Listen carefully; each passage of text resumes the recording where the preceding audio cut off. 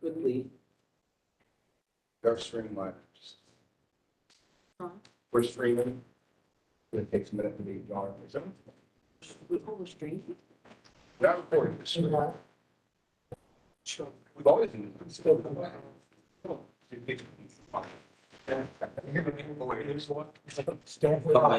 entertainment. Oh, really?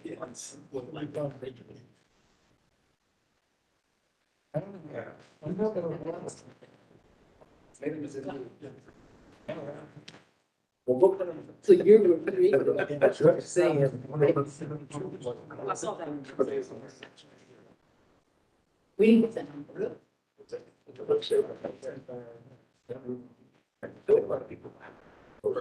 Oh, yeah.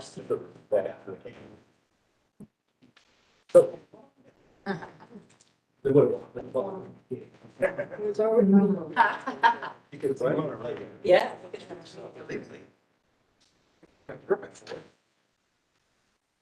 Oh, here, so the black edges on it. You have two now, right? Like seven.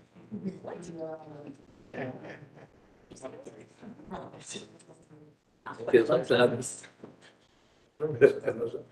I'm happy. Feels like seven. Oh. So we go, 9 The 1 year old. That's not all to see. Yeah, it was 21.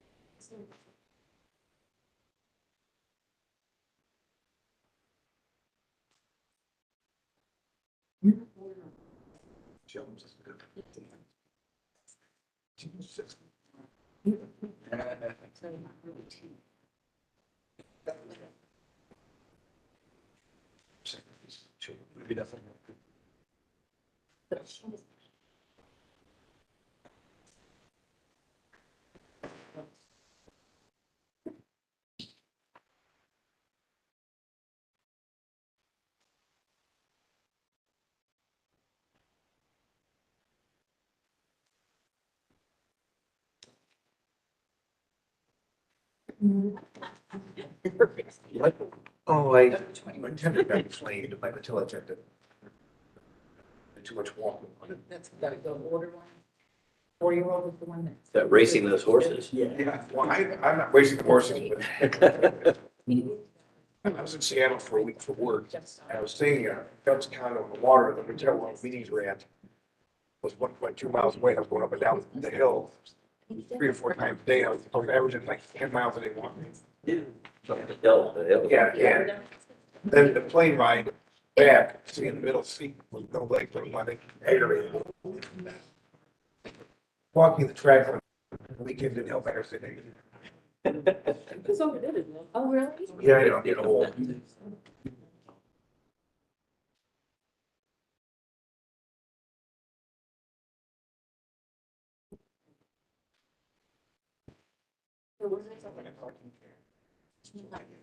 So you get paid off the stupid because you got it.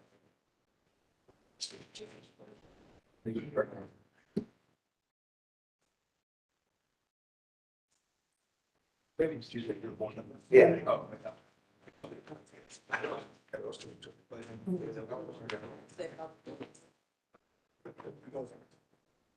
And he recognized me as well.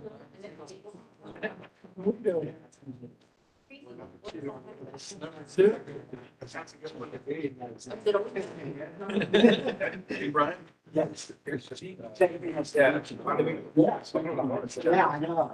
This is supplemental exhibit. Gotta make sense.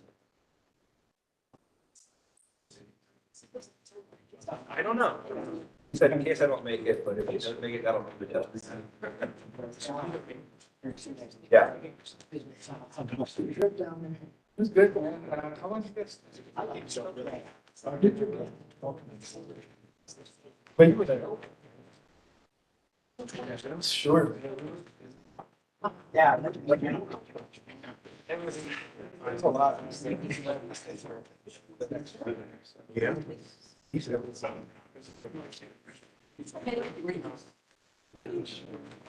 yeah. Okay, I understand. Saturday. Right, right.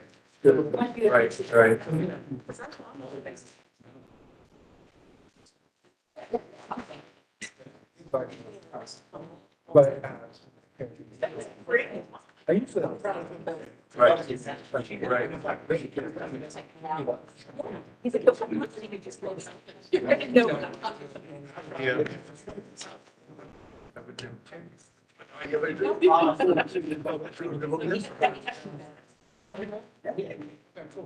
That's cool. I don't have the system.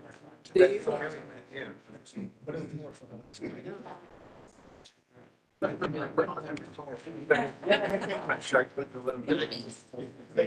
good. Well, it said. Oh, so wait, wait. There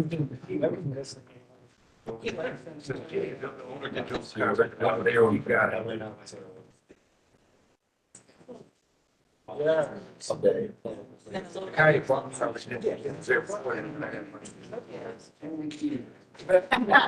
Okay. He showed. Yeah, other places. But I don't know, something else. So there was a place. Yeah, so. Oh, Joe. Hey. Good job. Hey. Okay, we're gonna call to order the meeting of May 24th, 2022, meeting of the Board of Zoning Adjustment. Welcome to everybody. If you haven't been here before, we hear two types of cases. I think only on the agenda tonight is variance requests. And so how those cases go is, the case is called, the city presents, the summary of the information so that they get us up to speed, audience members up to speed. And then if you are the applicant, you are given 5 minutes to add any supplemental information to that. We have charts, things you need to present to us. And then if there are people here that wish to speak for or against the application, then we will open it up to people who have come, neighbors, concerned citizens, to speak about the application as well. And each person is given 3 minutes. We do not limit the amount of people that can speak, but we do ask that if you hear a person making your same comments, that you don't dwell on the same comments. You can hit the same comments, but we like for you to make another point. We do listen to the comments. We will ask questions as needed, and that will not take away from your time. So if you know you are planning to speak tonight, I will swear you in that your testimony is truthful as a group, so that when you come up and state your name, I don't have to do that for everybody individually, and you can just state for the record that you've been sworn in. So if you plan on speaking, can you rise, raise your right hand? You promise that the testimony you give tonight will be the truth and nothing but the truth. Please state, I do. I do. Thank you. Okay, if there are any preliminary matters. For the first time in a long time, there are no tablings or preliminary matters, but I do want to clarify that there are also no appeals, but in addition to variances, there are special permits being recognized. Okay, thank you for that clarification. So, on with the agenda, number 1, 1860 to 1920 Hard Road. Will the applicant come forward? I'm sorry, I forgot to mention that there is a sign-in sheet here in the front. If you could sign your name legibly, that helps our court reporter understand who was here and who was giving the testimony. So you can do that when you have a seat. Yes. Okay, case number 1, BZA 21139, 1860 to 1920 Hard Road. It is located at the corner of Hard Road and Smoky Row Road. The site is on C4 Commercial and is located within the Far Northwest Coalition. The 4.1 acre site is developed with a community shopping center and associated parking. The shopping center surrounds an outlot gas station at the corner. The site can be directly accessed by off both Hard Road and Smoky Row Road, or indirectly from adjacent parcels. Zoning uses include retail to the west and east, apartments to the west and south, a gas station to the southwest, auto service to the north, and a mini warehouse to the north and east. The applicant proposes to sell 0.5 acres, which is here delineated in the corner, and to legitimize existing conditions. No improvements are being proposed on the property, and the sale of the land incurs the loss of parking spaces and maneuvering area. Variances are to reduce the number of required shade trees from 25 to 0, to reduce the maneuvering area from 20 feet to 14.3 feet, to reduce the parking setback along Hard Road from 10 feet to 9.7 feet, to not provide a sidewalk crosswalk from the building to the public sidewalk. Actually, that variance has been stricken. They will be providing the sidewalk, and finally reduce the number of required parking spaces from 246 to 163. Also to not screen certain dumpsters from view.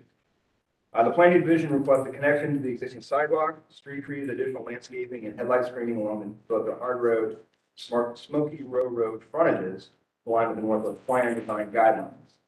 Planning supports the requested parking reduction due to the mixed-use development pattern of the surrounding area, along with the proximity of the pedestrian and bicycle infrastructure and transit.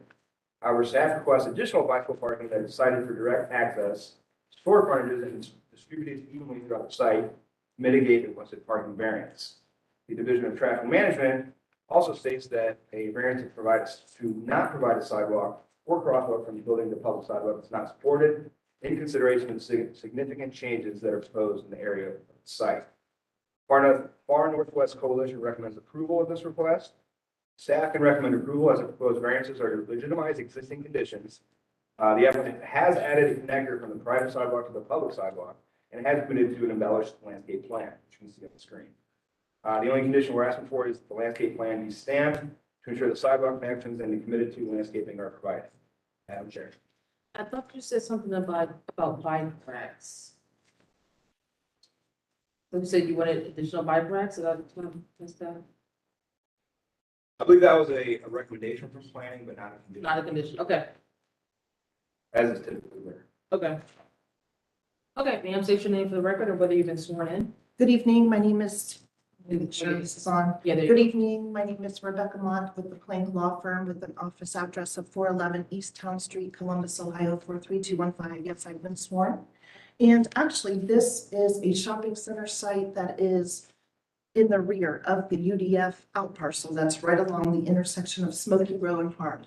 Now, the reason for this variance request, because this shopping center has been here since the 80s, over 30 years, is because the UDF itself is going to redevelop at the corner. Now, that redevelopment means we're taking some land from the shopping center under a purchase contract, and we'll be combining that strip of land to redevelop the UDF parcel with a larger footprint store and a very modern store, and I have those plans for you. Although the UDF parcel's not here before you tonight, the reason this variance application for the shopping center had to be filed is the city requested us to do that as a courtesy to legitimize the existing conditions of the shopping center site, which is our seller, actually. So we represent UDF, but we are authorized to represent this BZA application on behalf of the shopping center owner as well. But these variances are really just to clean up the shopping center property. And we are removing 14 parking spaces from the shopping center site as it's laid out today for the UDF parcel to expand. The UDF parcel will have the landscape plan that you see there that is very embellished, and that has received an approval through a recommendation of approval through the Development Commission already. It will be going before City Council for a rezoning approval and a council variance approval for variances. This is just the BZA application for the shopping center, and it is for the parking that is already established on the site. So although there is this discrepancy between the number of spaces required under code and what they have provided, there would be no room to add any more parking as it is an existing shopping center. We also have very minor technical type of variances such as aisle width and maneuvering width around some parking spaces. But that only means because we have to cross property lines into the UDF parcel to achieve the maneuvering and the aisle width spacing that is required. And that is allowed under the private easement agreement as between the UDF parcel and the shopping center. In addition, there are no trees in the interior parking areas currently within the shopping center site. And if we added end islands and peninsulas, it would further remove parking spaces that would be needed. So we're not offering to propose shade trees in that area. We have added the sidewalk connections as staff has suggested to the public right-of-ways. And we are going to add the bicycle parking spaces into the shopping center property. We also are asking for variances from dumpster screening. The dumpsters are in the back of the shopping center property, and there are quite a few of them. You can see the maneuvering area on that shopping center site plan, which I can show you, but each dumpster has a big maneuvering area, and there wouldn't be room for screening for each of those dumpsters. In addition, there are some parking space dimensions related to the current shopping center. I'm sorry, a parking setback variance. It's supposed to be 10 feet from the right of way, and we are 9 feet 5 inches from the right of way. So just some very minor technical variances there. And that is the application before you. With this application, if it can move forward, so can the UDF parcel move forward for a redevelopment of the corner piece, the out parcel. So I'm here to answer any questions you may have. I may also, if you wish, show you the UDF development and how that will look when it's completed, if you'd like. What's in the strip shopping center now? Like, why are you saying that it's so packed that you have your need of all 163 spaces? We don't need any more spaces than are actually provided on the property at 163 because even the shopping center seller is willing to part with 14 of the current spaces. The current is 177. They're willing to give up 14 additional spaces and give them to UDF. They don't need any more. I have a list of all the tenants that are in the shopping center on the data table to the right of the shopping center site plan in your packet. And it will show you the parking counts that we have based on the type of use as retail or a restaurant space and the square footage of that space. And so that is the technical parking requirement. And then you'll see down below the 246 is a technical code requirement, but the shopping center's been here for over 30 years. They don't need 246 spaces. They don't even need 177. They're going to go down to 163 when they give the 14 additional spaces to UDF, who does need the parking.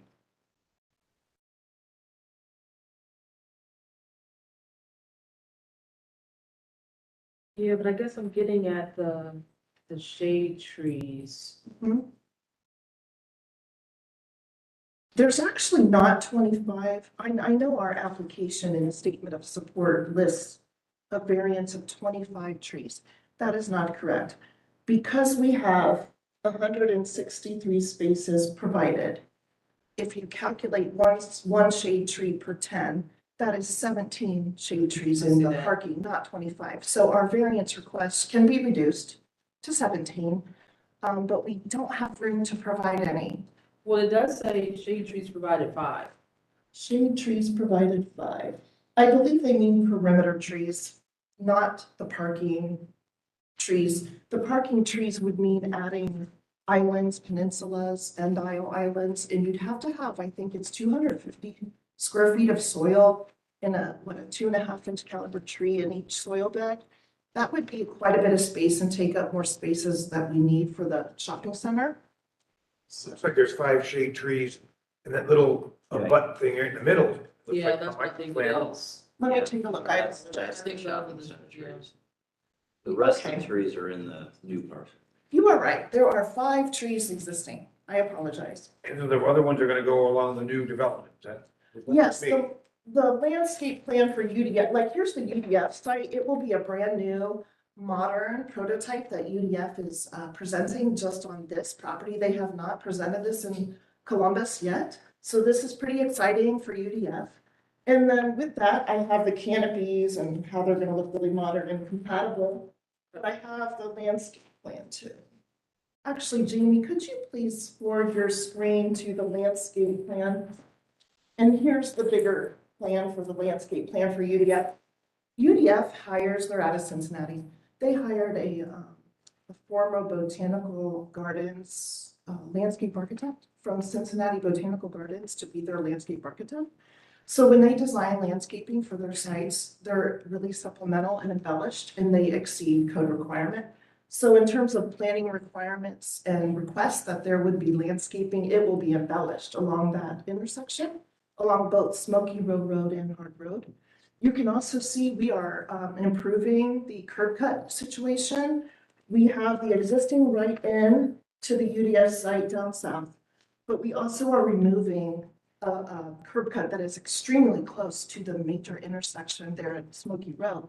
We're moving it up north a bit. You can see on the north west corner of the UDF parcel, there's another right-in curb cut there.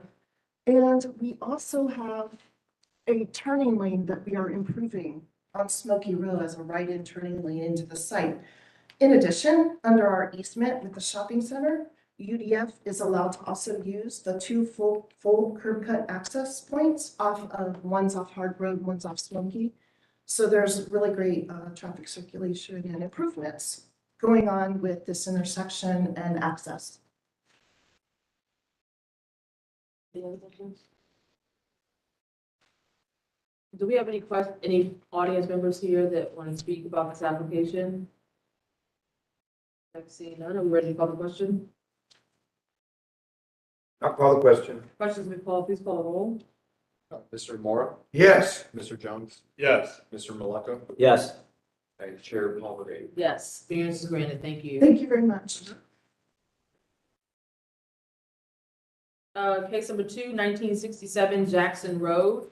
The applicant come forward and sign your name and sign your sheet, please. Good afternoon.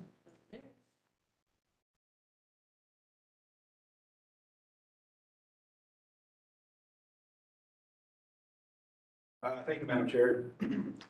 Before I start, there is a supplemental exhibit for you, BZA 21-057.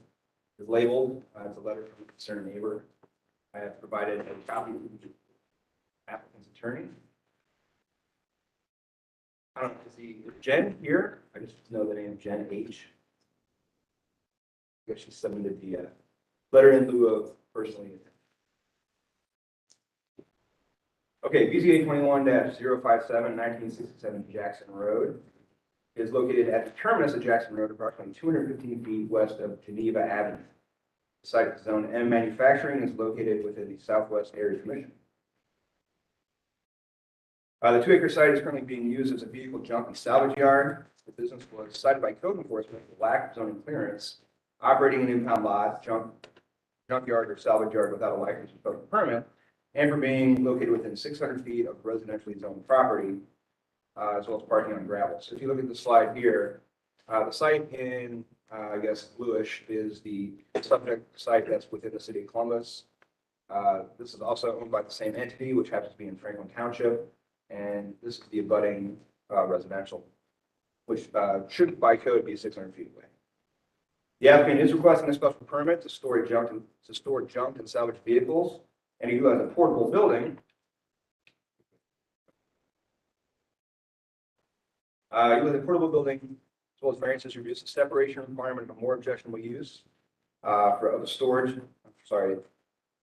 a more objectionable use, as well as outdoor storage to a residentially zoned lot from 600 feet to 0 feet. Southwest Area Plan recommends light industrial for this location. Which may not be consistent with the requested special permit for salvage yard, especially as it relates to existing residential to the east. Planning staff requests additional information regarding the use, as well as any proposed buffering and landscaping proposed. I believe the applicant submitted a photo of the fence. Pictures. There's the fence. This is the fence that buffers the landscape, or I'm sorry, the residential. With revised site plan, the Division of Traffic Management and the Franklin County Engineer's Office have no further comments. It is noted that Franklin Township has jurisdiction of Jackson Road and previously provided the attached concerns. The previously provided attached concerns are in your packet from the Franklin County Engineer. Southwest Area Commission recommends approval. City staff is recommending disapproval. Staff recommends disapproval as the Southwest Area Plan recommends light industrial for this location, which again is not consistent with the requested special permit for a salvage yard, especially as it relates to existing residential to the east. The only condition is, if approved, we would request that the board stamp the proposed site plan. Sure. Can you state your names and whether or not you've been sworn in? Thank you. Good afternoon. I'm Brian Thomas here on behalf of GRK Auto Property LLC. The applicant in this case, I'm the attorney for GRK this afternoon. And on behalf of GRK, one of the owners, members. First name Srini, last name G. GRK managing member. And you both were sworn in earlier? I was not sworn in. So you sworn in, Yes. sir? You were, okay. Raise your right hand. You promise to, the testimony gives nothing but the truth, nothing but the truth? Yes, I I do. Yes, I do. Thank you. Thank you. Okay, go ahead. Thank you. One issue I would like to address here, the property was recently sold last Friday. GRK Auto Property is now the owner of those 3 parcels that were shaded earlier on the map. The public records, Franklin County Auditor does not reflect that update yet. Which parcel? It would be the blue shaded area. Those are 3 parcels that were owned by Union 911 LLC. And Union 911 LLC still owns the adjacent parcel, yes, that is bordered in orange. Okay, thank But you. which parcel are we talking about? The blue one. The The blue. blue. Okay. And So you those, own what's highlighted here already. sorry, You're saying you acquired what's already in the highlighted area. in the blue highlighted area, yes, GRK Auto Property LLC did last Friday. I don't see how that's different than the information that we already have. Yeah, Help us understand what's that mean? what does that mean for us? So on the notice for hearing, the property owner is identified as Harry McDermott. Oh, okay. That's not accurate. Okay, gotcha. But it was when it was sent, right? No, it was not. Union 911 LLC was the owner of the property. Well, then, you want a table?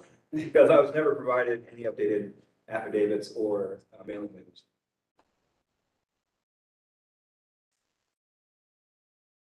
So there could have been people that should have been notified that might not have been notified? No, everyone that was notified was proper, but we also sent out the notification to the property owner and the attorney. And an affidavit should have been submitted along with the new ownership. Yeah, I understand. I wasn't clear on that. I know I had provided an email. I thought the email was sufficient on Oh, okay. the matter regarding Union 911 LLC. But again, to the point, what difference does it make? The new owner is still applying for a special permit. I agree. I don't think it makes a difference as to who's applying for the permit, nor was anyone not included that should have received notice as a result of this, because the ownership went from Mr. McDermott to Union 911 LLC, now to GRK Auto Property LLC. And Mr. Levy, who's been sworn in, is here on behalf of Union 911 LLC, who also. So you're just clarifying for the record who the Correct. Thank you. And so I'm sorry, again, Mr. Levy, you said his name is? Mr. Levy, Oh, I'm sorry, you're Mr. Levy. Okay, Yes. so you're here to speak to Union 911 LC if we need to have questions. exactly. Gotcha. Okay, thank you. Thank you. Sorry about that. So one other item here. As the board is aware, we are asking for a permit to allow the use of this property to operate a junkyard or salvage yard. In addition to that, we are asking for variances with respect to the distance requirements. And then there is also a request for a permit to allow for a portable building. I would ask that the board bifurcate these matters, specifically that the board vote with respect to the portable building on its own. And then the other items being requested with respect to the permit and variance be voted on as well. So in your presentation, then you need to demonstrate for us why you would need a portable building if we said no to the rest of it. Understood. My quick question is, who put this in there that was cited on the notice? Who started the whole salvage yard without having the permits? The site Who was security- operating the salvage yard at the time the notice was issued? Yes. That was GRK. But how long has it been No, there is operating? nobody's operating salvage yard. and just vehicle storage. We can't operate salvage yard. I'm sorry, I can't hear you. Oh, you got speakers to the microphone, sorry. Yeah, we can't operate salvage yard without having salvage license from BMV. It's pretty much, we store the vehicles there. Well, the city cited somebody, the license required an expiration. So who was served the summons that was operating illegal? So let's get this on the record first. Are you storing inoperable motor vehicles on the land, yes or no? GRK, the company itself doesn't operate any business there. So they have tenants, different tenants there for storage of the vehicles. Okay, so whoever is operating them, whoever is, you're allowing to use the lot, Yes, they are storing inoperable motor vehicles on the land. not today, at one point they did But it. at one point they did, okay. But you're asking for that to be okay in the future? Right now, we got the dealership license, BMV approved the dealership license up front. So we are allowed to park the inoperable vehicles, I don't know. Inoperable or operable? Which one? Sometimes we buy mechanically not fixable cars, so I don't know how to say inoperable, operable vehicle. When you have a dealer license, you fix and sell the cars. So inoperable and operable. Inoperable and operable, yes. So you're asking for that because that's the request is to store junked and salvaged vehicles. Right now, I don't think we're calling junk and salvage anymore. Again, salvage, nobody can operate without salvage license from DMV. So these vehicles So I has to be, think we're talking about from the DMV. Are we talking about, because It's a we're, license that's required from the BMV. No. To be able to do that. It's from the code enforcement for junk and salvage yard. no. I think it's The the Bureau of Motor Vehicles has to issue the license to operate a salvage yard. just like an auto dealer. Yes, okay, so license, right? So they are issuing a license and we're issuing a special permit. you're issuing a variance. Together. So then only we can get the license, but there is no use of the city declined it. But you're saying that you don't have the license and you don't have the license from the BMV. You have a dealer license, not a junk and salvage license.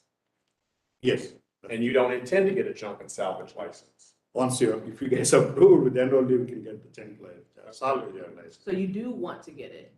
Yes. Okay, so that, we're just trying to get a clarification. You're asking for a junk and salvage yard. I mean, that's what this says on the That's paper. what So it's when it's- we started it 18 months Okay. back. Okay. But your testimony here today is that you're not doing that today.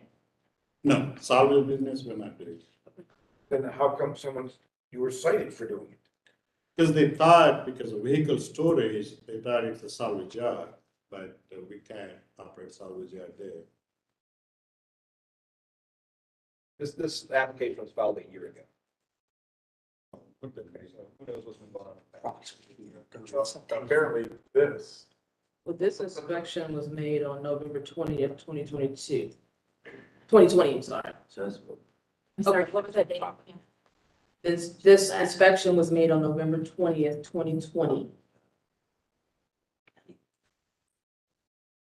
And it's taking this. And so- to Fix it? Well, Okay. Okay, go ahead. So you're asking for, you're wanting to do this on the land. That's correct, yes. The request is for a permit to allow for a junkyard salvage yard. Okay, and the question that we have is, this is awfully close to residents, which we don't typically allow. And so we need to hear your reasoning for why we should allow that. Thank you. So we understand that the property is adjacent to a residential property in this case, and we understand the code requires 600 feet. So we are asking for a variance down to 0 feet due to the fact that it is an adjacent property of residential. The area, the property in question is zoned manufacturing. We understand the recommendation is light manufacturing for this area. However, it is zoned manufacturing.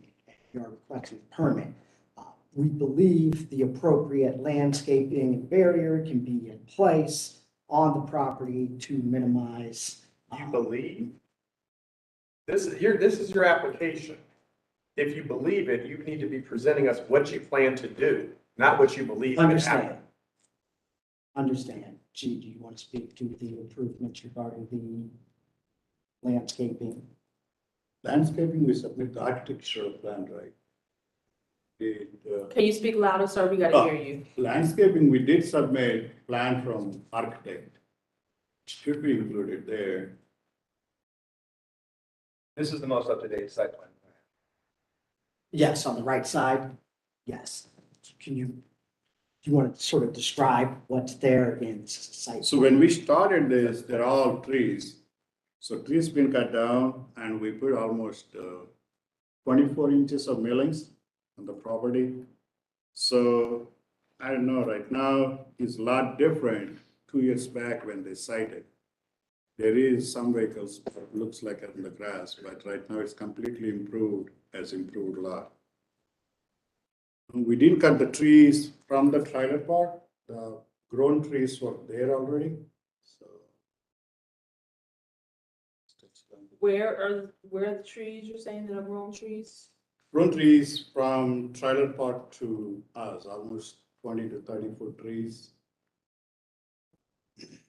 So again, all due respect, when somebody comes in to make a request like this, they come in and demonstrate. We're going to put in deciduous trees. We're going to mound this. We're going to put up all sorts of things, screening. You're not presenting any of that to us. It makes the decision, I don't know if it's difficult or easy, quite frankly. Yeah, and the same, I mean, here we've got multiple complaints from adjacent property owners about the noise and the traffic from the large trucks going in. And so we haven't heard how you're going to mitigate that. And this is why we have the 600-foot requirement. So if you're not presenting us with any evidence to say you're gonna assist with that. Noise is true because of millings came in last summer. Whole winter, we didn't get any millings, dump trucks came in. So initially, when cutting the trees also, there is noise, but we didn't do nighttime. We stopped it by 5 or 6 o'clock. Sorry, cutting trees? No, we cut the trees when we started, right? Oh. There is a noise there because of that, and we got the millings all last summer. So it stopped now. That's not the noise that people are talking about. They're saying, I and my neighbors have to put up with tow trucks coming and going our hours of the night. Loud noises from employees working 7 days a week, including holidays. Dump trucks, backhoes, horn bobcats, car alarms, musics, customers yelling for being ripped off. Loud banging, metal crashing, noises so loud at times windows in my house shake and rattle. They are always doing some kind of work. Traffic and trucks speeding down, coming down Geneva Avenue where I live. It doesn't sound like the tree issue. And we did receive this here this afternoon from Jen H. regarding her issues and complaints and concerns. Can you speak into the mic, sir? Sorry, yes. We did receive this here this afternoon. Is this the first time you've heard of a complaint from a neighbor? Sir, that's operating this is the first time you've heard of a complaint? I think Brian sent it to me, but that's from. No, not this one. Any neighbors? This is the first time you've heard that your neighbors have complained? Yes, Because this we neighbor, have multiple properties, multiple because tenants this neighbor there. said that they've called the Columbus police.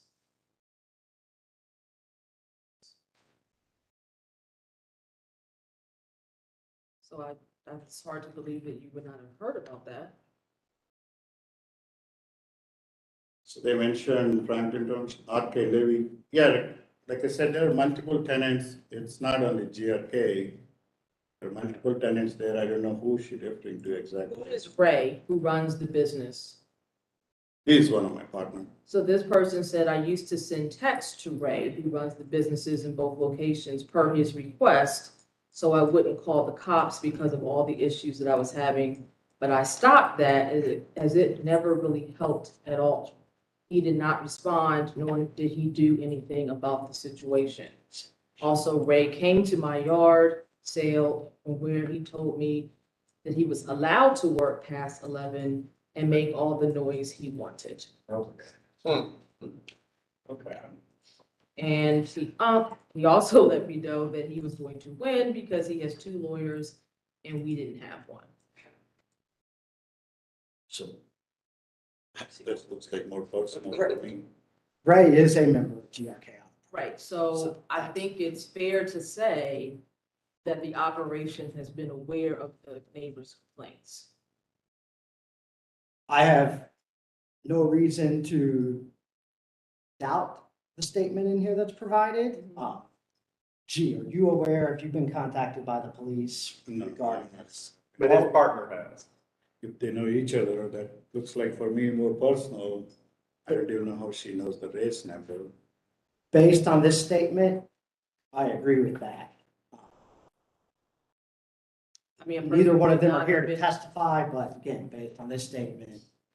You know, we just need to move this along. Yeah. You need to present a stronger case. We'll give you a couple minutes to do that if you're prepared. Otherwise, we'll let the audience speak and we can vote, because it's kind of circular. We're not getting anywhere right now. Understand, we're trying to answer the questions. Well, but you're here to present a case, not just answer questions. Right. Also in our record, we have Jim Stevens, Franklin Township. So I understand there's the parcel, it borders or it's on both. Is that it? So from Franklin Township saying you've had multiple complaints from adjacent property owners about this property and the noise and traffic from large trucks going onto this property already has been an ongoing issue for quite some time. We have had county zoning involved in the past because of the complaints. The majority of the complaints come from the noise that goes on way into the late at night and the multiple large traffic going to and from the property. Properties in the city, but all the surrounding right away. Gotcha, okay. We have home roadways. Okay.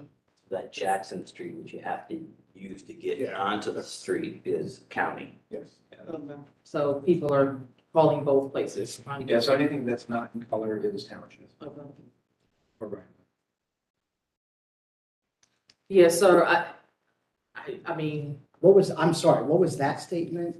this is from Jim Stevens, the Franklin Township Road Superintendent, which makes sense. Now people are saying that the right of ways or the access points are owned by Franklin Township. Okay. I'm sure this is, I mean, you can provide this to them. Yeah, I'm sure I forwarded it to you. Yes, I have it here. Oh, you have it, okay, Sorry, I just wasn't clear initially. okay. So, So, let me see if there's anybody here that wants to speak about this application. Anyone? No one's raising hands, okay. I'm ready to call the question. Ready to call the question, please call the roll. Now, hang on, split, you still want it split out? could we table this for 1 month? Sir, you are allowed to ask for a tabling. We can't guarantee you that it'll be a month, but Yeah, at the next available meeting. Yes, we would request the next available meeting. I move that we allow for a table in this matter. oh, please call the roll. Oh, is there a second on the motion? I'll second it. Okay, please call the roll. Mr. Jones, Yeah.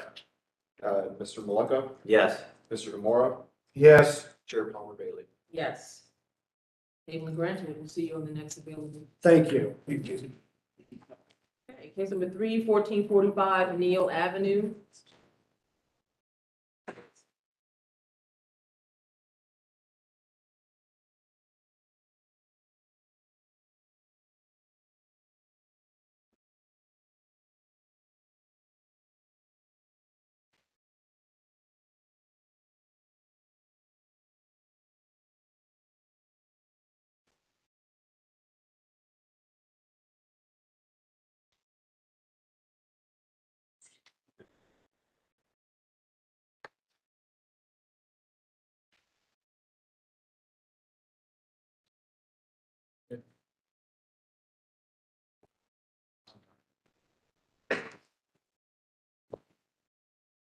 Okay, case number 1445 Neal Avenue is located on the west side.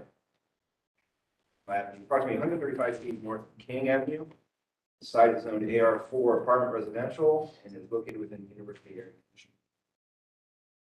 The 0.3 acre site is built as a 10-unit apartment building. Built in 1908. The site includes a curb cut and driveway off Neal Avenue, leading to the rear parking area, which also has access from the alley. There are currently 12 vehicle parking spaces and 6 bicycle parking spaces, 3 racks on site. Surrounding uses include apartments to the west, east, and south, parking lot to the west, a 3-unit dwelling to the north, and a rooming house to the east. The applicant proposes to rehabilitate the dwelling and construct a rear addition, resulting in 3 added units. The applicant would also rearrange the parking spaces to be exclusively accessed from the alley. The portion of the driveway that's shown off of Neal Avenue is removed. Here's the existing site plan, the existing curb cut. Proposal that will remove that driveway. Variances are to increase the lot coverage, to reduce the number of required parking spaces, to increase the calculated floor area, to increase the floor area ratio, to reduce the total side yards, and to reduce the minimum north side yard. The number of parking spaces and side yards are existing conditions. University District Plan recommends the site for medium intensity residential use, a floor area ratio of 0.6. They recommend preservation of existing contributing buildings and a maximum of 8 double stacked parking spaces. Plan states that the scale and proportion of additions be compatible with those of contributing buildings. The contrast between old and new be reflected with contemporary design materials, and that additions should not obscure or destroy existing significant building features. Furthermore, the plan recommends that the original architecture features be maintained, that trash recycling be screened, that bicycle parking be provided. The Division of Traffic Management states that with the proposed site plan layout, the existing driveway and access point in Neal Avenue will need to be removed, which they agree to. The University Area Commission, as well as the University Impact District Review Board, recommend approval. Staff is recommending approval as the proposal is largely consistent with the University District Plan recommendations. Some variances legitimize the existing non-conforming additions of the site. The applicant has complied with the request from Division of Traffic Management to remove the curb cut off of Neal Avenue and will commit to planting 2 additional trees in lieu of the parking lot trees. So our condition is to stamp the site plan, to preserve to provide the 2 parking lot, the true side trees in lieu of the parking lot trees. With that, we'll turn it back over to you, manager. Hello, please state your name for the record and whether or not you've been sworn in. Justin Garland, and yes, I have. Dave Perry, yes, I've been sworn. Okay, go ahead with your application. Thank you, staff and members of the board. The application is as stated. The property is developed with an existing 10-unit building. Buckeye Real Estate proposes to build a 3-unit addition at the rear in conjunction with a substantial rehabilitation of the existing building. The University planning overlay was first enacted into the city code about 1990, and it has been amended various times since then, but the term substantial rehabilitation in the code means a considerable upgrading of mechanical systems, windows, roofing, and interior remodeling. And Buckeye Real Estate is very experienced at the substantial rehabilitations and has done them numerous times in the campus area and also involving 1, 2, 3 unit additions to existing buildings. So this building is in need of substantial rehabilitation. Some of the variances cited are simply to conform existing conditions because the building was built long before there was a university planning overlay, and other conditions are minor variances, such as the lot coverage being increased from 40 to 45%. Do you have already established where you're going to provide the 2 trees on the site? They'll be reflected on the site compliance plan for the city. The request of both the city and the University Design Review Board, this is subject to the Design Review Board also, was that both the city and the review board agreed it wasn't practical to take out parking spaces to plant trees within the parking spaces, but requested that they be planted somewhere on the property. So they will be, when Buckeye Real Estate does the site compliance plan process, they'll be designated as the 2 new trees. Okay. Any questions? So you have 13 dwellings, only 12 parking spots. How's that work? That's 12 existing spaces. It's not, So there's always your spaces for 10 spots, now you're adding 3, so it's 12 spots for Yep. 13. and this So is, how does that work? this is in the heart of the high-density South Campus area. This is there's no place easy to park walking anywhere distance there. to South Campus. There's already no place to park around there. So you're adding 3 more dwellings and no more else to park. There are more dwellings than parking spots. The parking, the 12 spaces is existing. There can't be any more spaces on the property. Right, well, you don't theoretically have to add a 3-person addition. You could, we have the 10, you have 10 dwellings and 12 spots, but you want to add more to make more money. So you want more spots than you have, you want more dwellings than you have spots. It's a very walkable area, Mr. DeMore. Well, yeah, but everybody still has a car.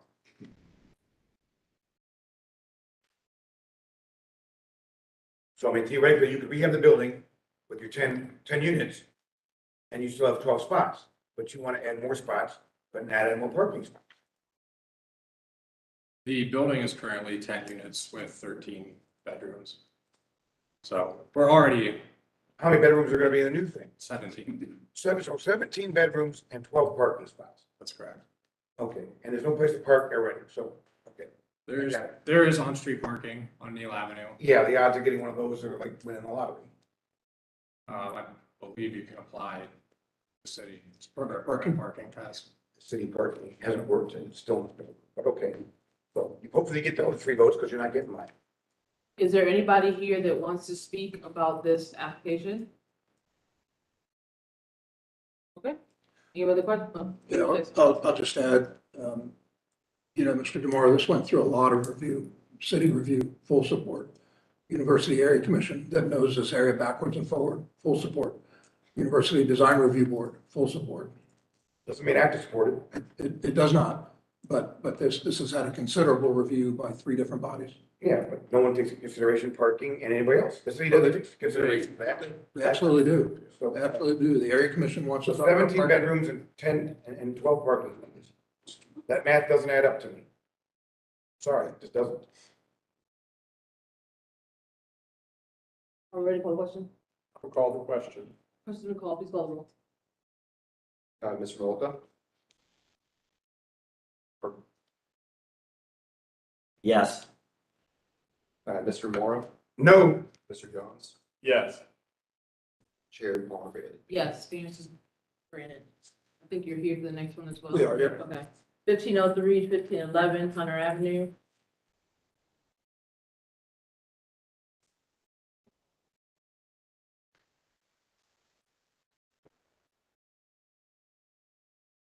Okay, 1503 through 1511 Hunter Avenue is located on the west side of Hunter Avenue, approximately 80 feet south of West 9th Avenue. Site zone AR4 part of residential and is located within the University Area Commission. The point 4 acre site is developed as a 6-unit apartment building. Built in 1902, the site includes no vehicle parking or bicycle parking spaces on site. Surrounding the site is a variety of campus housing. The applicant proposes to rehabilitate and reform the apartment building. An amenity space addition is proposed for the 2nd floor. Variances are requested to maintain the increased lot coverage, reduce the number of required parking spaces, and reduce side yard requirements. Back. The University District Plan recommends this site for high-intensity residential use, places priority on the preservation of existing contributing buildings. Plan states that the scale and proportion of additions be compatible with those of the contributing building, and the contrast between old and new be reflected with contemporary design and materials. And additions should not obscure or destroy existing significant building features or materials. Furthermore, the plan recommends that the original architecture features be maintained, that windows and doors that are no longer used should be maintained and left in place, and that replacement doors and windows should fit the entire opening with no filter or additional framing. The Division of Traffic Management supports the requested variance to reduce the required number of parking spaces as this request does not meet the criteria for a parking study be required per the Department of Public Service parking variance review guidelines. University Area Commission recommends approval of this request. Staff is recommending approval as the variances are to legitimize existing non-conforming conditions of the site. The proposal preserves the contributing building and the addition is in scale with the existing building. Here's a side view that shows the existing building and proposed addition. That's the amenity space. Yes. Correct? That's actually, that is an existing addition. We're going to essentially mirror it on the other, three from the back. So we're just gonna add a second story to it. That one's existing, Jamie. The additions are going on the one-story areas of the rest of the building. It'll add a ensuite bathroom to the second bathroom and a closet space. That's it? Okay. Anything else you want to add to the application? Again, the application is as stated, the university planning overlay regulates new construction, changes of use, and changes of habitable area of more than 200 square feet. Every variance cited on this is an existing condition. The reason this is before you is because the bathroom and closet additions are habitable area, but not changes of use, not additional units. And again, Buckeye Real Estate is doing a substantial rehabilitation as defined, which means a major overhaul of the building, and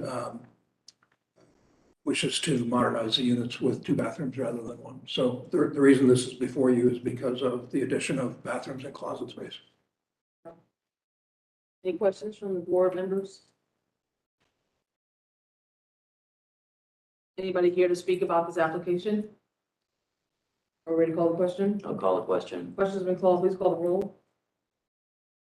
Mr. Moore, Yes. Mr. Jones, Yes. Mr. Malonka, Yes. and Chair Paul Bailey. Yes, variance is granted. Thank you. Thank you for your time. 225 Tibet Road. That's it. What is it? Tibet. Oh, Tibet. Oh, Tibet. it's way off.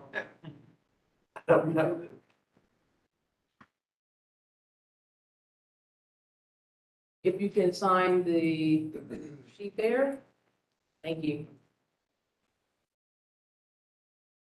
225 Tibet Road is located on the southeast corner of Tibet Road and Calumet Street. And is zoned R3 residential and is located within the Clintonville Area Commission. The 1.3 acre site is developed with a single unit dwelling with a detached garage on a corner lot in a residential neighborhood. Surrounding uses are primarily single unit dwellings. The applicant proposes to legitimize a 4-foot tall retaining wall that was installed within the 30 by 30 vision clearance triangle and is requesting a variance to increase the allowable height from 2.5 to 4 feet. Planning has no comment on the proposal. The Clintonville area plan does not address the vision clearance triangles. As such, planning has no comment. The division of traffic management states adjustments to the wall would be needed to ensure that adequate sight lines are available to drivers of westbound vehicles on Tibet Road. The division of traffic management can support a modified variance request where the wall would be lowered such that a maximum height of 2.5 feet is provided within the 3.5 by 50 area identified in the attached site distance exhibit, which is, yeah, it's Clintonville Area Commission recommends approval for the request and staff recommends disapproval as the proposed structure does not meet safety guidelines as determined by the Division of Traffic. Didn't we just hear this? This was an appeal. We were just told it was an appeal, and we told them to come out and get variance because we denied their appeal because obviously it's there. So this is them coming this is coming for us because they appealed it and we have this denied appeal. We really thought we would approve it though? I mean, No, you decided the venue for the request was a variance, not an appeal. So now they're here for the variance. I get that, but I mean, did we indicate that we would have an appetite for approving it as a variance? You didn't say either way. Okay, thank you. I don't see any issue with it personally. I'm just trying to remember, I do remember the case. Okay, so this says, this statement, staff recommends disapproval as proposed. The structure does not, does that mean does not? Is there a not missing? Is there a word missing? Oh. Yeah, we recommend this move. But was there a word missing in that statement? It says. Yeah, it does not. Yeah, does not meet safety guidelines as determined by the Division of Traffic Management. So to me, that statement says, traffic has stated, this is a safety issue. Why is it a safety issue? Why is it a safety issue? I mean, I don't need you to tell me what I'm saying. I mean, Yeah, so when you're at Tibet Road, you can't see on Calumet. yeah. The wall is significantly taller than it was before they placed it. So when you're looking, we have a clear vision, we have a sight distance policy. You're at the stop sign, you can't see oncoming vehicles. So that's the issue. And so if you can speak to how you can rectify that so that it's not a safety issue. Sure. First, state your name for the record and whether it's been sworn in. Okay. Hi. My name is Jen Robb, and I have not yet been sworn in. Oh, okay. Have you been sworn in? I have. Okay. Raise your right hand. You promise that the testimony you're going to be the truth and the truth. Please state I do. I do. Thank you. Okay, thank you. Okay, so thank you for your time today. So just to give you insight on the process and clarity, when we bought this home, the home was built in 1919 and the wall was original to the home and it was crumbling and no longer retaining properly. So it was kind of falling into the sidewalk. When we moved into the home, we received a citation. We hired someone for the short term to fix the wall and began to save for a new wall. We then received a warning, and so we hired a local contractor with expertise who told us that if it was not done correctly, the issue would continue to occur. As you can see, our house is built on a hill. So we leaned on Devlin Construction's insights on properly building the wall, creating drainage for the wall, and we went with those insights. So we were surprised that we were cited again. We were unfamiliar with the process. My husband Tim came before the BCA and was told to get a variance. So we hired a lawyer, went through the variance process, and went before both the commission and the zoning variance committee. And the committee members commented that several of them not only lived in the area, but they drove past the home several times before both meetings. And they thought that it was a non-issue, was not an anomaly. We live in Clintonville and many of these houses are on the corner, and the school across the street has a same height wall. So this is similar throughout Clintonville. So they had told us that they appreciate that we invested over $32,000 to ensure a safe wall across the street from the school, and that it was an accident waiting to happen, the prior wall. And so both those committees we went before unanimously voted in support of the variance that we had provided. So that brings us to where we are today.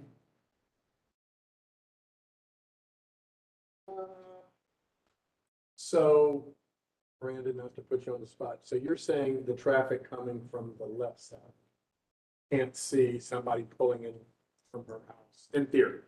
Yeah, I mean, I guess not to be black and white, it seems like a slam dunk safety case. I mean, the wall currently, before it was reconstructed, was about 2.5 feet and was sloping down. This new wall is significantly higher and it's within the sight distance triangle. So, I mean, that's what we evaluate on a day-to-day basis. I think there are some other walls in the area, but I can speak to the wall at the school. It doesn't have the same sight distance issue because you're looking at oncoming vehicles.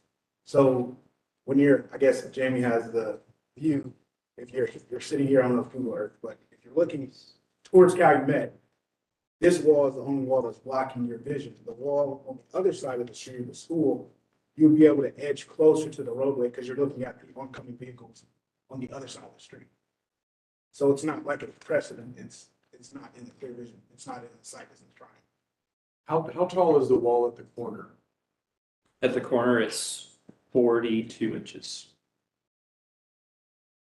Just over a yardstick. I can see that car from here. You need 200 feet when the vehicle is traveling 25 miles an hour to avoid a collision. But we have our site distance triangle. That picture is on the county, that's the one on. Yeah, I have no reason to overrule what traffic is saying. That's taken from the stop sign. I'm like, I don't understand why we didn't hear everything said that. I'm assuming that I said it. Everybody's looking down at me. No, I'm saying, I'm just saying, after traffic says this is a safety issue, that's, it's the end for me. So then you have to look at what's next, right? They improved the wall so that it wasn't an accident. Maybe for pedestrians, I don't know who else it would be an accident for. But because of the way that the house is situated on the lot and the topography of the land, you need to have the retaining wall. And I don't know what the alternative is. The wall doesn't look so tall that a student crossing shouldn't have clearance, head clearance. I hear what We weren't requiring them to tear down the wall. We were requiring them to lower it. Because I mean, you definitely added fill in that area to increase the height of the wall. So I mean, if they lower it below 2.5 feet, you get back to being able to see in that area to see an oncoming vehicle. So I mean, it's an issue of, I guess, in simple terms, it's removing blocks, but I mean, it is some work that needs to be done. Did the construction company provide any kind of like a scientific approach to say, because if you're so high, you have to be? So I don't know the scientific approach. I mean, they joined us at the last commission meeting and they couldn't be here today, but they shared at that meeting that their assessment was why they recommended the wall in this way, because they felt that it would continue to push out. So if it was lower, it would still continue. The old wall got to the point when we had to replace the whole wall that it actually was falling into the sidewalk of Calumet, and we're across from a school, so that was my concern. Kids are always like jumping up in our yard. So that was not fixable anymore. It was an old stone wall. So that's why we went with their recommendations of something that would last over time to properly retain the yard.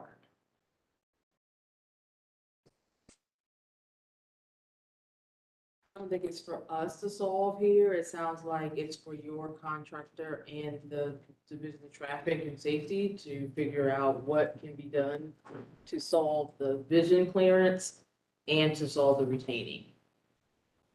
But as is, my position would be a no on the variance request because it is a safety issue. Now, we got 3 other people up here that can. Well, I'm voting yes, so you have to convince the other two. So just from a place of curiosity, I was curious why this doesn't have a stop sign on the corner with the school. If there is a safety concern. Well, that's way out of our. Okay. They're just trying to grasp all this. Yeah. Okay, I mean, it makes sense that you think all 4 corners would be right. protected. I have no idea about that. So is there anybody here in the audience that wants to speak about this application? Please come forward, sir. Yes, to the microphone. So Right there on the table. one of you guys have to get up to let him speak. Sorry. I was in the last 2 clinical meetings. Oh, you were? I'm not here on behalf of her, That's but right. I've heard the story twice now. Sorry, sir, need to get your name on the record for you. Sorry, my name is Jason Turpinning. I'm an applicant for later on in the meeting. Okay, your last name again? Turpinning, Turpening. Were you sworn in? Yes. Okay, go ahead. So I was at the last 2 clinical meetings, Mhm. saw what you had to go through. Each person in the CAC drove up and said, yeah, you have to inch out a few more inches, but they gave their approval. The eyesore was the previous wall, and this family put everything they had into fixing the wall to make it better. I even know the construction guy. My wife went to high school with him, and he said he did everything because he stayed with my applicant after you guys left. And for them to have to tear down or to lower the wall, you can't just take bricks off and do it. They'd have to regrade the lawn and put a much effort into it. The big picture is here. They took an eyesore and made it much safer for the neighborhood. So if cars have to adjust and go a few more inches to avoid a safety issue, I think that's minimal compared to what they did for the property, for the school area, for the wall, for the low property value. And so I'm not here, like I said. I just listened to this whole thing and decided I had to give my. So would you I be haven't speaking agreed in with you favor 100%. or against? Oh, in favor, sure. Thank you. Yeah. Thank you. Anybody else here to speak for or favor against this application? Okay, with no other questions, are you ready to call? I'll call the question. Question's been called, please call the roll. Mr. Jones? Yes. Mr. Maleka?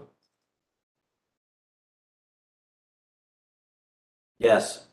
Mr. Demora? Yes. Chair Palmgren? No, variance is passed, so thank you. Thank you. First time I get a guess something. No one didn't pass. What did pass? 1642 to 1644 Wyandotte Road.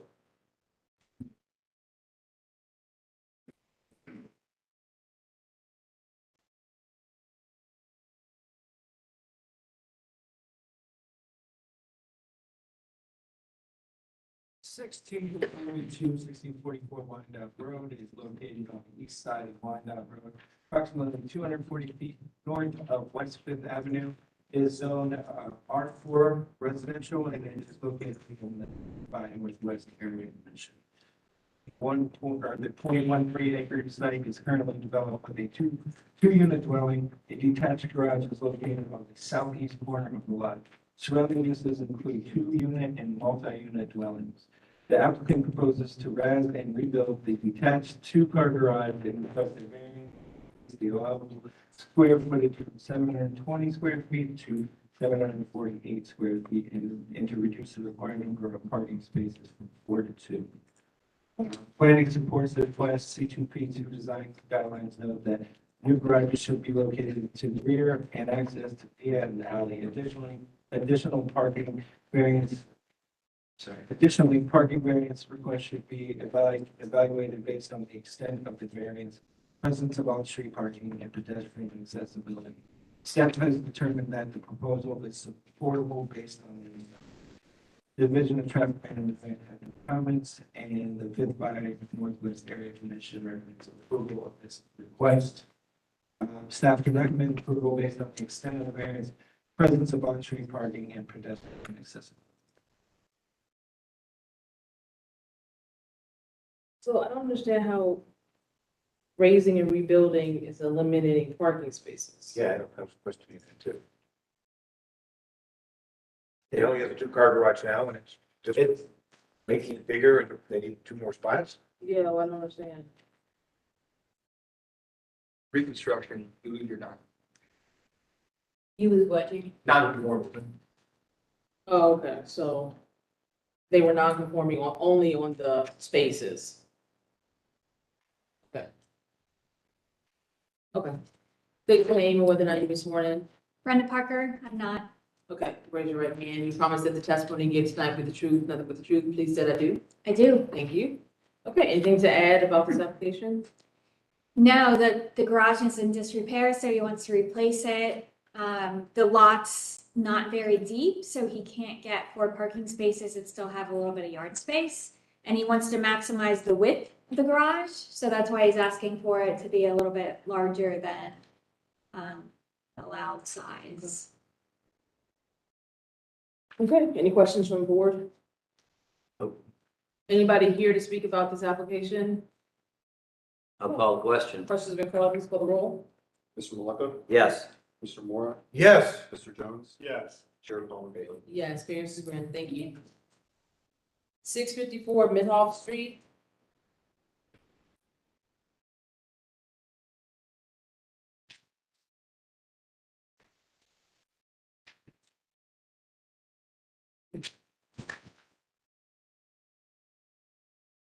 Six 54 Mid-Off Street is located on the northwest corner of Mid-Off Street and South 18th Street, Columbus South Side, is zoned R4 and residential and is part of the Columbus South Side Area Commission. The 0.09 acre lot, corner lot site is undeveloped. Surrounding uses are primarily single unit residential dwelling. Applicant proposes to construct 2-story, 3-unit dwelling.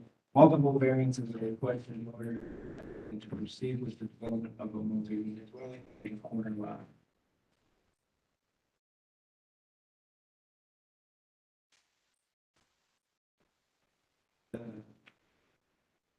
The revised site plan that we sent in includes the sidewalk along both Mid-Off Avenue and 18th Street frontages, parking area screened from 18th Street and rear trees, consistent with Columbus citywide planning policies, guidelines for connectivity, landscaping, and screening. The received elevations include a porch and entry addressing Mid-Off Avenue frontages and are otherwise consistent with CGP design guidelines. The Division of Traffic Management states, please be advised that with the proposed building construction, the sidewalk will be required to be constructed along the South 18th Street frontages of the property. And that was revised. It would appear that the intersection site distance and site distance for adjacent driveways would not be adversely affected by the request of variance to reduce the minimum required visual clearance triangle dimensions. And the Columbus South Side Area Commission recommends approval of this request. Staff can also recommend approval as the applicant has revised their site plan to accommodate the Division of Traffic Management's request to add the sidewalk, which along with the other site additions noted above is consistent with C2P2 guidelines for connectivity, landscaping, and screening.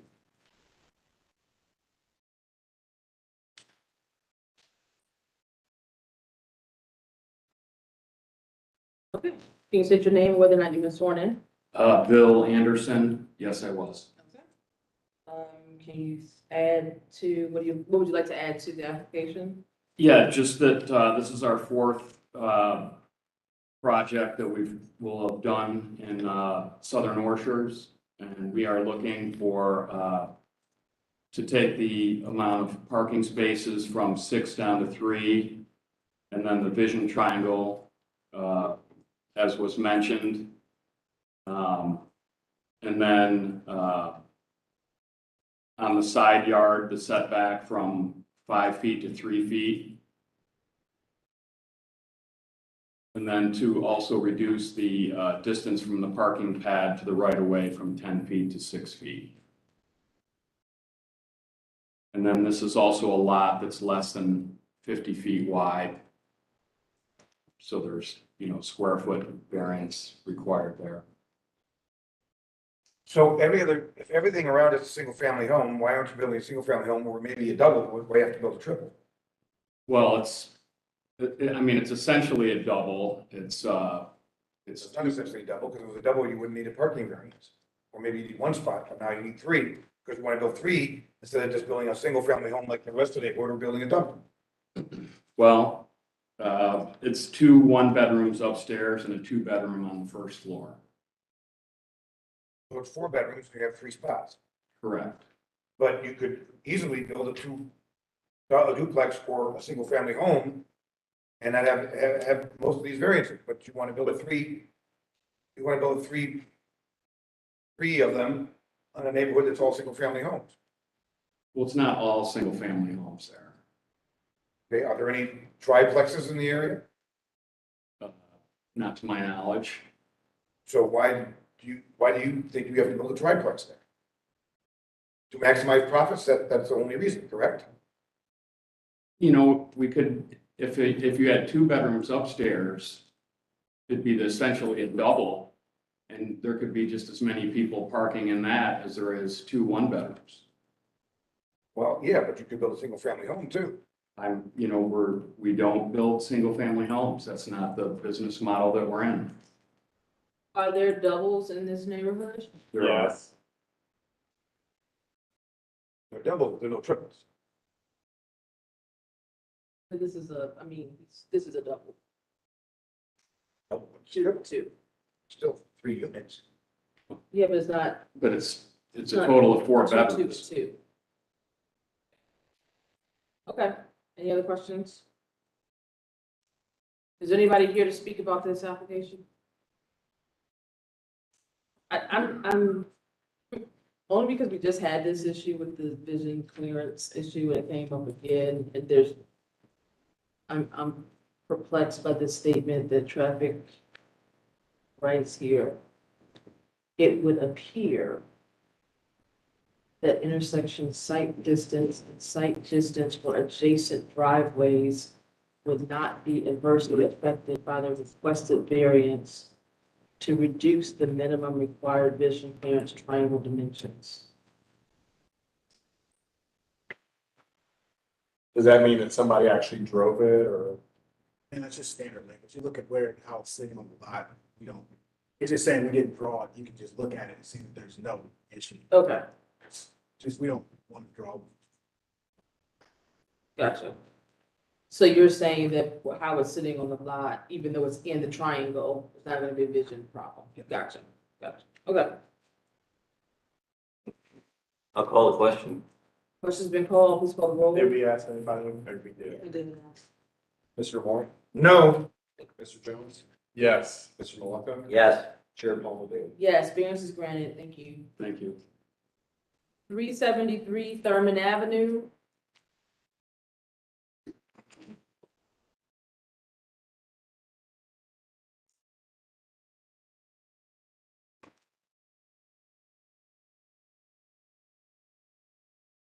Good evening, my name is Charles Perros, I'm the architect agent. I've been sworn in. While Thomas, yes, I've been sworn. Okay. You can both sign and sign sheet there, thank you. 373 Thurman Avenue is located on the south side of Thurman Avenue, approximately 245 feet west of South Washington Avenue. It is zoned R2 residential and is located within the Columbus South Side area of Michigan. The 0.20 acres site is developed with a single unit dwelling. Surrounding uses are primarily single and multi-unit dwellings. Applicant proposes a two-story room addition to the rear of the existing dwelling. Requests a variance to reduce the minimum non-conforming side yard setback from 5 feet to 3 feet 2 inches. Elevations are consistent with the CGP2 design guidelines. The Division of Traffic Management has no comments, and the Columbus South Side area of Mission recommends approval of the staff can recommend approval of the elevate approval as the elevations are consistent with the Okay, anything else to add to the application? We just appreciate your support for the project. Is there anybody here that wants to speak about this application? I'll call the question. Question's been called, please call the roll. Mr. Jones? Yes. Mr. Malaka? Yes. Mr. Mora? Yes. Chair Palmavere? Yes, variance granted, thank you. thanks. 112 South Glenwood Avenue.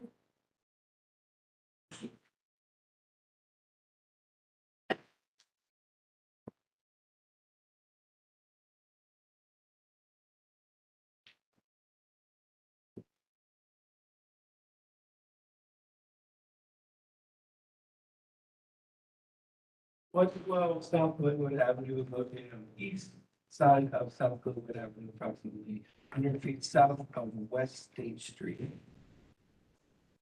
It is zoned and manufacturing as part of the Franklinton area commission. The 0.33 acre site is developed with a two-story office building and attached warehouse. Surrounding uses include a undeveloped site zoned manufacturing to the west, a single and multi-unit dwelling to the east, to the north, and a vacant office building to the south. Applicant proposes to raise and rebuild the two-story portion of the development, which will be used for offices. The existing one-story warehouse will remain and will be used for coffee roasting. Multiple variants are requested to the general, multiple variances are requested. The elevations are consistent with CGP2 design guidelines. The Division of Traffic Management states support for these variances, and the Franklinton Area Commission recommends approval. This request. Staff can recommend approval as the proposal is largely consistent with CGP2 design guidelines, and the Division of Traffic Management supports. Okay, can you state your names and whether or not you were sworn in? I'm Sarah Packer, I'm the architect of record. I'm not sworn in. Okay. Mark Swanson with Stops Coffee Roasters, and I was not sworn in. Okay. You can both raise your hands. Do you promise that the testimony you give tonight will be the truth, nothing but the truth? Please state I do. I do. Okay. So, I'll start off with the question about the dumpster. You want to eliminate the screening requirement. Why is that? So we have an existing warehouse facility that is 6 feet from the existing alley. So the dumpsters themselves, which are 5-yard dumpsters, are 5 feet deep. So creating screening, we have some pictures in the application of the alley as well, I believe, but creating screening is technically difficult. Gates at least would be infeasible, technically infeasible. We talked to the Franklinton Area Commission about this issue specifically. They indicated that they did not need or want screening as much as they would just want the dumpsters to be locked so that we don't have illegal dumping. Okay. I don't have any other questions about anything else. Any questions from the board members? Is there anybody here to speak about this application? Okay, there's no other questions. We're ready for I'll call the question. questions been called. Please call the roll. Mr. Maleka? Yes. Mr. Mora? Yes. Mr. Jones? Yes. Chair Palmer Bailey? Yes, variance is granted. Thank you. 766 East Fulton Street.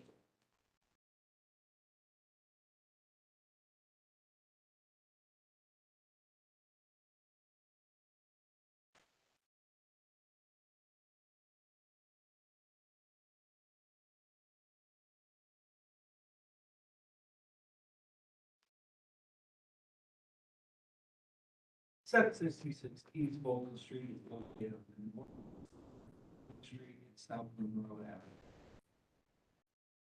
It is zoned R2 residential and is of the Near East 0.12 acre site is developed with a single unit. The surrounding area is developed with various types of residential, varying size parcels and units.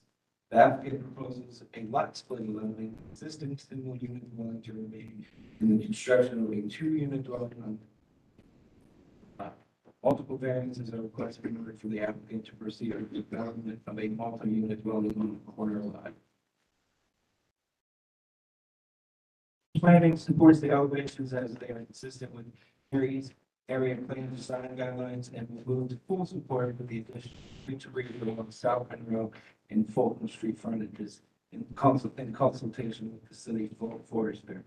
Staff continue to encourage the applicant to pursue a parking reduction of 1 space per year to allow additional open space on the site. However, in recognition of the new structure, consistent designs with plan guidelines and appropriately addressing both frontages will not condition support on this revision. Division of Traffic Management has no comments and the near area commission recommended approval of this request. Staff has consistently recommended approval to reduce southwest line building setback side and rear yards and increase lot coverages in the older historic neighborhoods.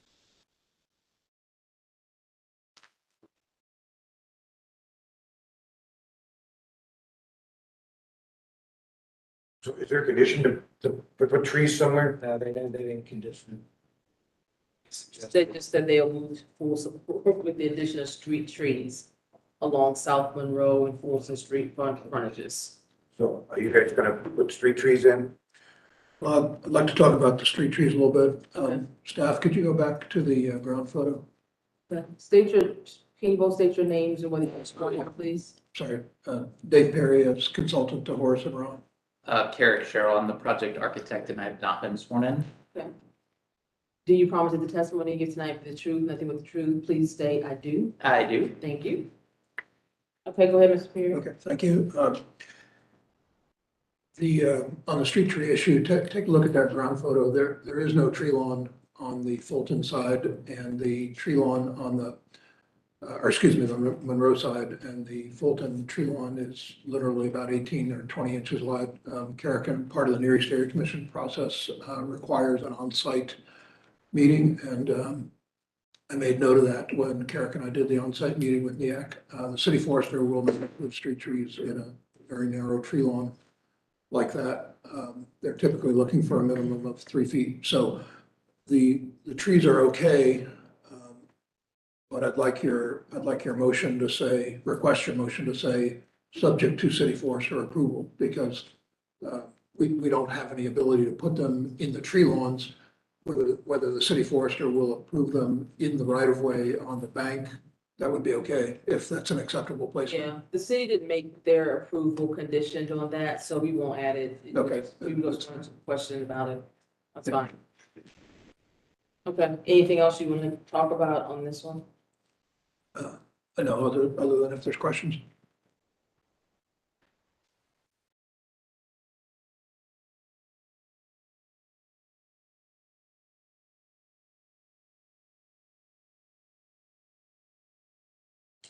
I don't have any questions. Anybody else? Is anybody here to speak about this application? Call the question. Question's been called. Please call the roll. Mr. Moore? Yes. Mr. Jones? Yes. Mr. Maleka? Yes. Chair Palmer? Yes, variance is granted. Thank you.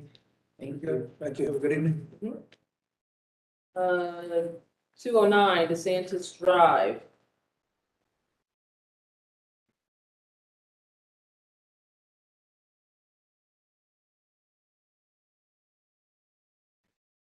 Back. 209 DeSantis Drive is located on the south side of DeSantis Drive, approximately 192 feet west of Sellers Avenue. So that is zone to R3 residential and part of the Clintonville Area Commission. The 0.17 acre site is developed a single unit dwelling with a detached garage to the southeast of the dwelling. Surrounding uses are primarily single unit residential. The applicant proposes to construct a room addition which will connect the garage to the dwelling. The addition requires a variance to reduce the minimum yard setback from 5 feet to 3 feet. Staff recommended elevations. Staff recommended elevations for elevation revisions for greater consistency with the Clintonville neighborhood plan design guidelines, recommending compatibility and similar character to existing homes, but will not condition support on these changes. Staff encouraged a simplification of design consistent with the principal structure in neighboring homes in the area, such as the flat roof for first story. Distinguish the roof line as it addresses DeSantis Drive. Staff recommend these revisions while overall supporting the proposal and not conditioning support on revisions being made. Clintonville Area Commission recommends approval of the request, and the staff can recommend approval of as the requested variance for the addition is consistent with the construction. Okay, state your name, whether you were sworn in. Jason Turpinning, and yes, I've been sworn. Can I make a correction to that? Yes, please. We don't have a garage. You stated that we have a detached garage and the addition will connect the two. We have a shed that's going to be torn down. So the addition will include attached garage. Okay. Got a picture of it. So you didn't have detached garage at all? We do not have a detached garage. We have a shed. It's a big shed, but it's just a shed. Okay. We bought the house in 2005. We had just got married. We didn't have any kids. Very small house.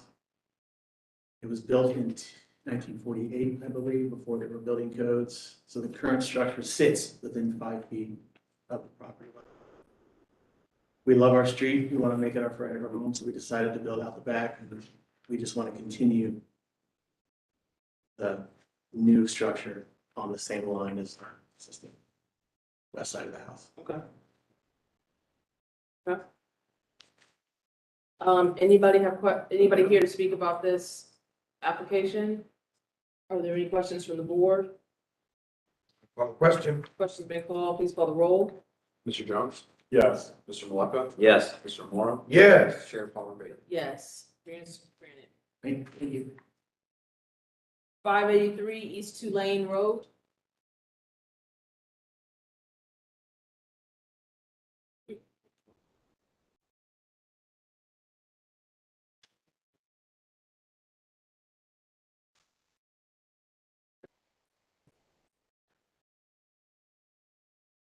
Okay, 583 East Tulane Road is located on the south side of East Tulane Road, approximately 575 feet east of Summit Street. Site is zoned R3 residential and located within the Clintonville Area Commission.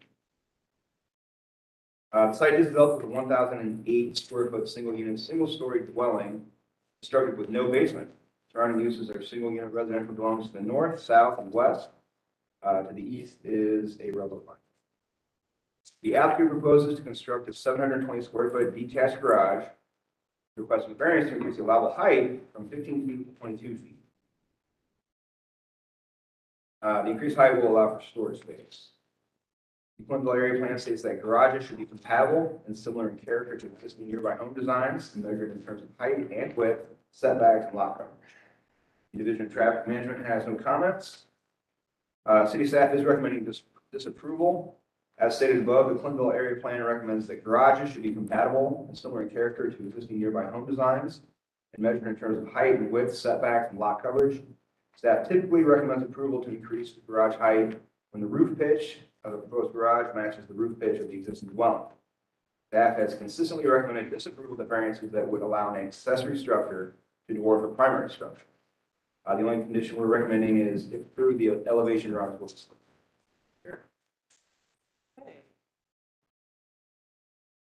Can you state your name and whether or not you've been sworn in? My name is Robert Crane. I have been sworn in. Go ahead with your statements. I don't believe it's in the, I don't know if it's in what was submitted. But specifically, the height is because of, as was stated with the Clintonville Commission for buildings to match the neighboring buildings.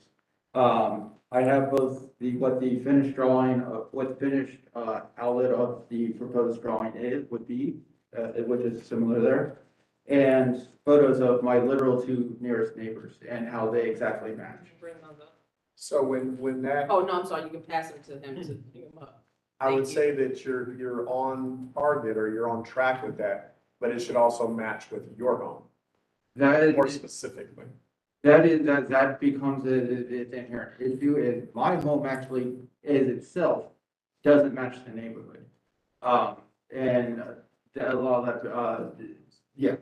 So in terms of matching the neighborhood, I purposely set out and looking for a building that would match, which is that things called like the Cape Cod-esque kind of like big large A-frame.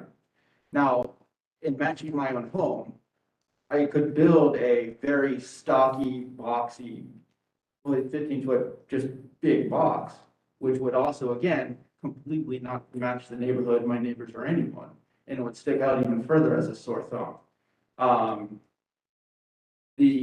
As was stated and as you showed in the property or in the photos, my property is literally right next to the railroad track. So there's not really any scenery that the building would be blocking. In fact, as it was reinforced at the area commission, the building itself with that increased height would actually help improve the neighborhood by being a little bit of a sound barrier from the train horns, which because of where we're located, all northbound traffic on that trail line, that's about exactly where they blow their whistle, which I found out after I bought the property. So it would actually help that increase would actually improve it for the neighborhood. It also wouldn't block any of the trees that are on the eastern side of the property, as those trees are between 30 and 50 feet, most of them in the 40 to 50 feet height. As this photo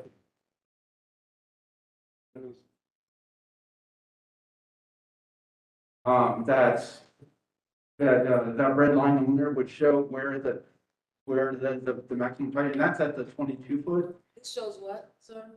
That shows just the scope of the height of those trees that are on that eastern side of the property, and how those trees would still even completely dwarf even the extended height. And that's the other thing. It was put in plan for 22 foot. The height of the garage would actually come to about 21 feet. But they put 22 just to make sure it wasn't off by an inch and wouldn't have to go, yeah. What did the Clintonville Area Commission say? Their recommendation stated, well, their recommendation was for approval, but what does the Clintonville area plan state? No, the commission. Commission recommended approval. Approval.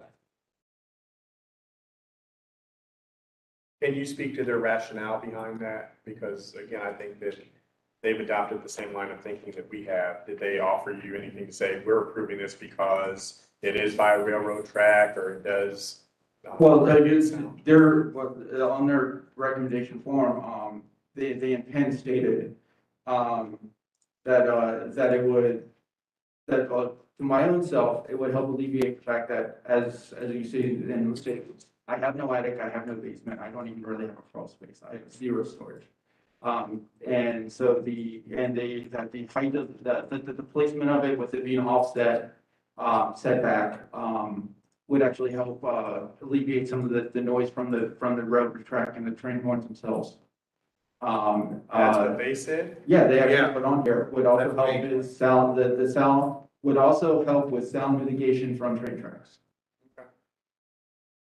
And as you can see in the one on the the left, two-lane road, although two-lane road is my address, the road itself doesn't actually extend to my property. The road only actually extends, the developed road only extends to the alley to the west of my property. So my property is actually elevated off the ground from the road. So from the road, even trying, looking up at the property, across the depth of the property, you wouldn't really even see much of the peak of the roof, from behind it. It's not like it would be a lumbering towering thing over from the streetscape. You really only see it once you actually put into the alley itself. And because it would then, it would also be, the site plan shows it would be all set to the eastern edge, of the property behind the house. The pictures that you gave us of your neighbors, go back to that picture, like the aerial. Yeah. Where are those homes? The ones exactly to the west, where my house is in blue, down straight left, west, those two exact houses. That's what I mean, like So it will be in line with those then? Yeah, that was where I took this exact plan from. Okay. Was in trying to find, in line with the Community Commission, of trying to find something that matches them, matches the area, matches the neighborhood. Is there anybody here that wishes to speak about this application? I'll call the question. Question's been called, please call the roll. Mr. Maleka? Yes. Mr. Moore? Yes. Mr. Jones? So I'm gonna say yes, but I want to encourage you at some point. You've heard a lot of people, you've been here long enough. People making enhancements to their home. It would be amazing if one day you were able to enhance your home in a way that, it's deficient based on what you're saying, missing this, missing that. And you'll be able to have that in your primary structure that will hopefully complement this a little bit better, not just your neighbors. But my answer is yes. Chair Palmer Bailey? Yes, variance granted. Just new roof dressing. That's all it is.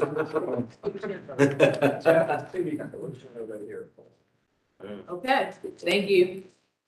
1880s, Snuffer Road,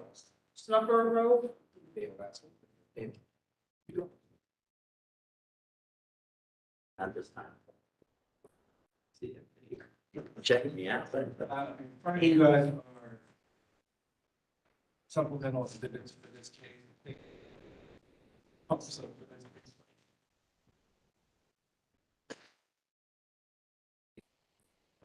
Yes.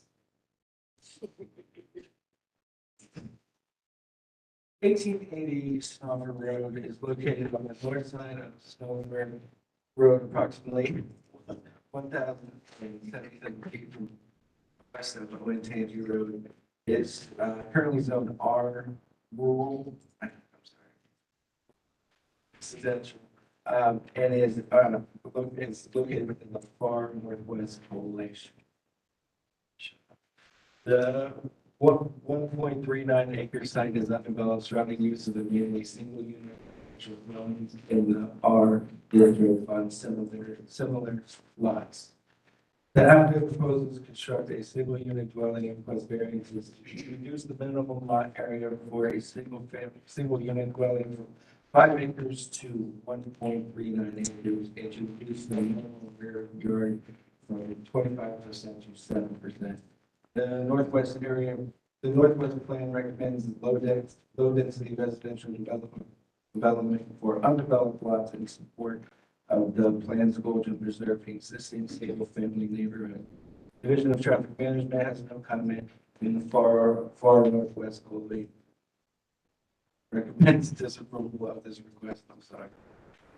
Staff can recommend approval as the reduced lot area is consistent with surrounding residential lots. Staff knows that there is a pond in front of the lot, forcing the dwelling to be pushed towards the rear, thus reducing the required rear yard.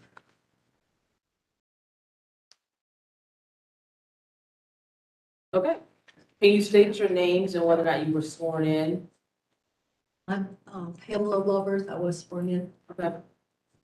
Eric Zartman, attorney for the applicant. I was sworn in. Okay. We're ready to hear what you have to say. Thank you. Thank you for that presentation, Adam. This is 1880 Snuffer Road. The parcel is 1.39 acres in area. Do you happen to have the auditor map that was in the staff report? I can continue while you're looking at it. This is, as you can see here, or zoomed out, this is a flag lot with no presence on Snuffer Avenue. The driveway is approximately 375 feet off of Snuffer Avenue. So really, there's no presence at all. This property and the rest of the neighborhood were annexed from Sharon Township to Columbus, and there are various dates between 1960 and 1990. All of these properties are single-family residential properties, and they were developed pre-annexation. So a lot of these properties have existing non-conforming conditions. Particularly, they're mostly under 5 acres, which is one of the variances we're requesting today from the R residential district, which requires a 5-acre lot for a single-family residence. And then also a lot of the properties, again, existing non-conforming conditions are there's buildings directly on property lines. This property was developed with a single-family residence, and it was the building was donated to the fire department about 10 years ago, and they burnt it down.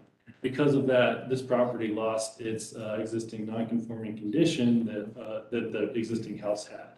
The property owners did not know that they would lose those conditions when the house burned down. I have an aerial here of the house as it existed. These are the same property owners? Pardon me? These are the property owners of the house Yes. that burned down as well? Yes. That's from the north looking down. The pond is a good reference to see what's going on. The proposal is to develop a single-family residence generally in the same area as the previous house that was burned down. The site plan is there. It's turned inside, but you can generally see the pond there. Jamie, I don't know if you can zoom in on the footprint of the building but when you zoom in, you'll see the foundation for the existing or the previous house, and that our proposal is generally in the same area as the previous house that was developed there. I want to highlight some context about this property. This property has unique and unique circumstances that are not applicable to the rest of the neighborhood. As I said earlier, this is a flag lot, which is far off the property. There's no presence on Snuffer Road.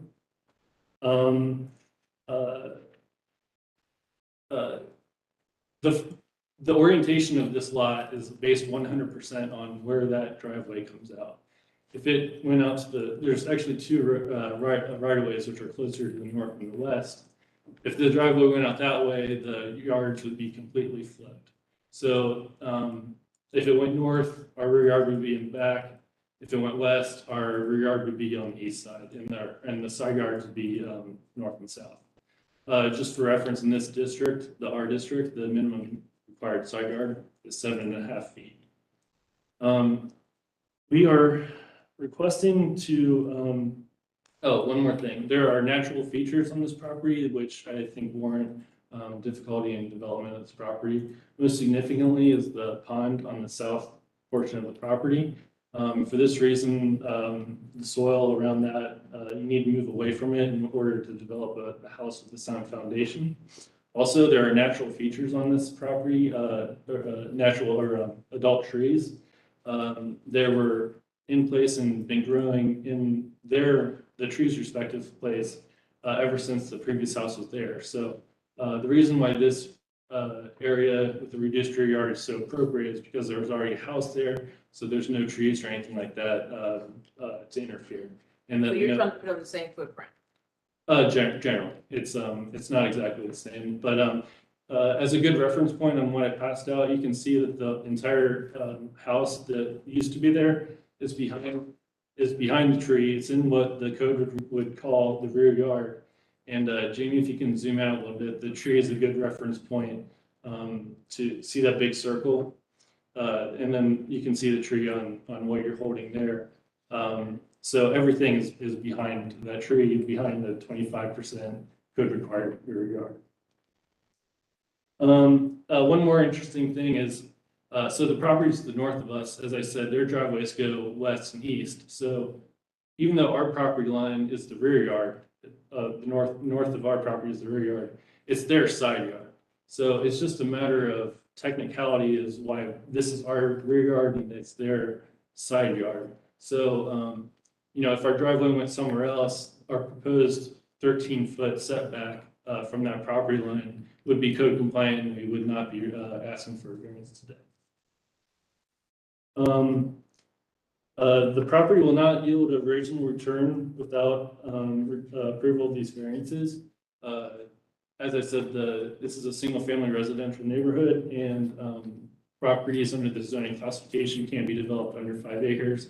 All the rest of the other properties in this neighborhood are under 5 acres, so we're asking for a variance to allow single-family development on this property. Same goes for the rear yard variance. There's natural features and other factors on this property that require pushing the building north.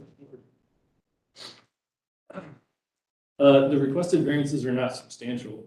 You can see that our proposed location for this house is equidistant from all the neighboring properties. So there's a good separation for the neighbors, and I don't believe that our requested variance, considering that there was also a house that was also in this rear yard, would cause them any significant detriment, or is it outside of the character of the neighborhood, what we're proposing. The property was, again, it had a non-conforming status and we lost that by demolishing it. But I submit that substantial justice will be done and the zoning code will be respected if we're allowed by granting those variances to develop the house generally where the previous house was. I'd be happy to answer any questions we have. Jamie? So this was annexed from Sharon Township? Please.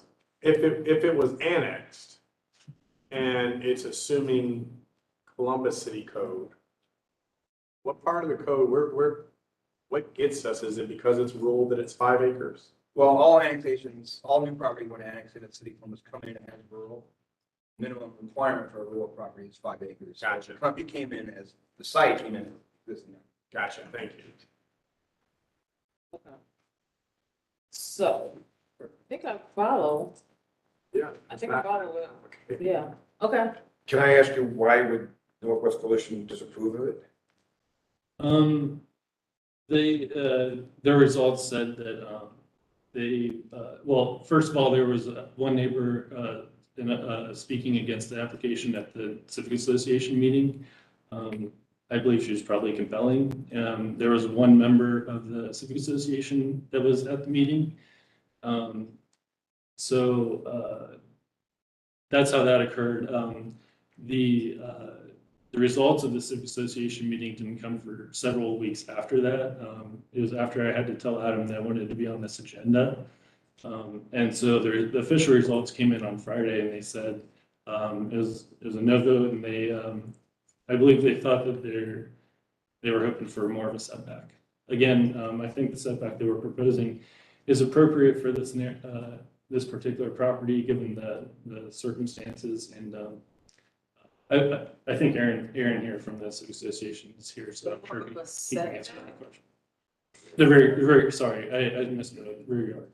So Is your testimony that if this house hadn't burned down, we wouldn't really be here? Well, I mean, the basis of saying where the old house was is to show how appropriate it is for this particular property. We wouldn't be here necessarily if the old house was to remain in its existing condition. We didn't demolish it recently or anything like that, but when you demolish a house, you also lose non-conforming status. So that would be the same thing. Okay, thank you. But if the house was there and they went to do an addition to it, they would have to come before us because they would have to get their non-conforming uses. Only if what they're proposing was more non-conforming than what was there. Right, that's what I'm saying. If it was demolished, then yeah, but. Yeah. So Northwest Coalition wanted it closer to the pond? I believe the results say that they thought that or requested rear yard of 7%, which correlates to 13 to 15 foot setback from the north property line. They wanted it to be larger. That was what the woman who testified against us at the area commission, or sorry, Civic Association, that was her opinion as well. And how many feet? So you said you've got 13 feet of rear from your house to the rear property line. How many feet from the front of the house to the pond? I'm sorry, I don't have that measurement. Was that 75 feet? Change. In the supplemental packet, I believe there's an email. There's two emails from direct neighbors. One is here tonight, can testify. He's on the other side. Don is on the other side of the pond. And Wendy's here too, but they have knowledge of the pond as well and why it's necessary to build away from it. Oh, here it says, I have lived in my house for almost 8 years and discovered that natural water springs periodically occur within 30 feet of the pond. The ground surrounding the spring becomes saturated as too unstable to allow for the building of any permanent structure. I have observed that these springs occur from time to time on the subject property as well. I would be very concerned if the building closer than 50 feet of the pond were constructed. Again, this is generally in the same area of a building that was already there, so we think it's proven to be a good spot for a structure. Okay. Okay. Anybody here to speak about this property? About the application, please come forward, sir. I'm sorry, what? There's two of us. Oh, well, come on, you're sitting right here.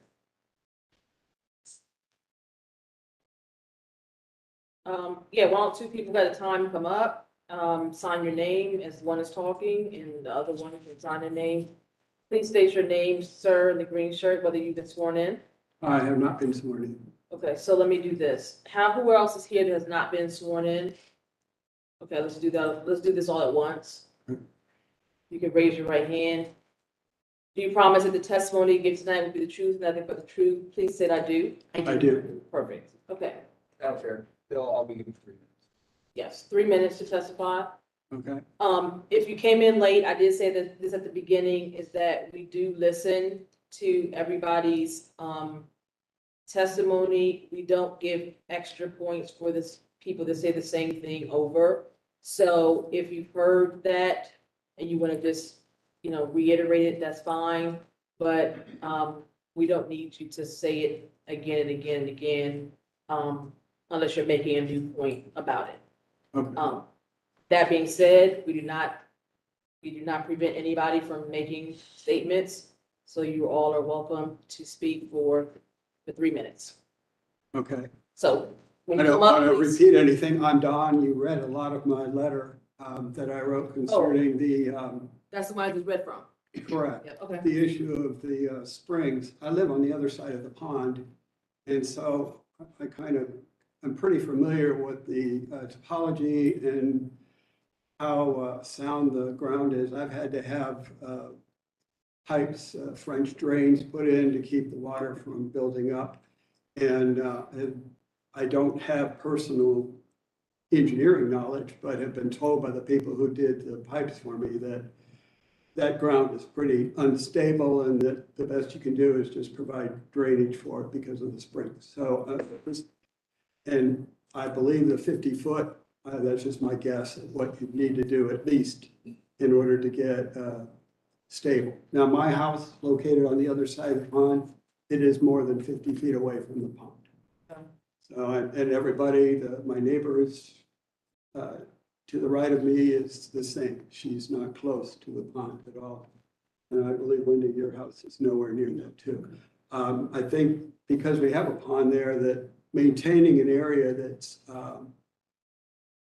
open like that helps the habitants that we have, the birds and the other things that happen around a pond continue to grow. So I believe it's kind of something we'd like to protect, is something of nature that we prefer to have it around us and continue with that. Concern over the neighbor that is directly behind that house, the property, the one to the north. He just recently moved in about a week ago. I went over and talked with him personally. His name is Michael Pate. He has no issue with the variants that are approved. He did say he received the document, but his concern at this point was that he owns 2 restaurants, coffee shops. He's short-staffed. He couldn't make the meeting. So I just thought I'd mention that, but I can confirm that he did get notification and had an opportunity, if he wanted to voice opposition to this. Is that the 865 Curly's Court? That is. Okay, so I saw somebody wrote about that. Okay. Right. So I'm just confirming Confirming that, that he was on. yeah. Okay. I had a personal conversation with him on Friday, and we spoke a great deal about what was being proposed, and he would prefer that a house be there. The reason is that we have some coyotes in the area, and his wife is somewhat afraid of coyotes, and his comment was having a house a little bit closer to his property might cause the coyotes not to go around that area as much. And I had to agree with him. And that's all I have. Okay, thank you, sir. I'm Wendy DeVere, and my property. 1 second. Sir, you can have a seat, and the next person. You can sign in though. Okay. And then after you sign in, you can take your seat, and the next person who's going to testify can come take his seat. We can just keep it going here. Yeah, I'm Wendy DeVere, and my property is 7070 Pine. I'm directly west of the proposed new home. And my property probably has the longest, other than the one that Don just mentioned, has the longest contact with the new property. If the new house were to be moved, if you did not grant the variant, my view and the view of all the other people on the other side of the pond would be drastically changed. I've lived in the home, my husband and I built it almost 30 years ago, and it would just drastically change the way the neighborhood is set up. We all have our little spots, and it is a special neighborhood, and I really hate for that to be changed. The woman that spoke at the Northwest Homeowners Association, their home does not even look out at the proposed change or the property that's being discussed. It faces, back of the house faces to the northwest a little bit, and she has no, or they have no, their property line doesn't even touch the new, or not new, but the proposed property. I don't know why she was quite so vocal, but I don't understand it. And my understanding from the other neighbors is that they don't understand her objection either. They have no sight and will not even see the new property. In fact, they just planted a row of bushes along their back property line. So that, you know, they won't even see, they wouldn't see it after those bushes grow. So I'm all for the variant. I'd hate to see the view changed, and I guess that's it. Okay, thank you. Thank you. Anybody else?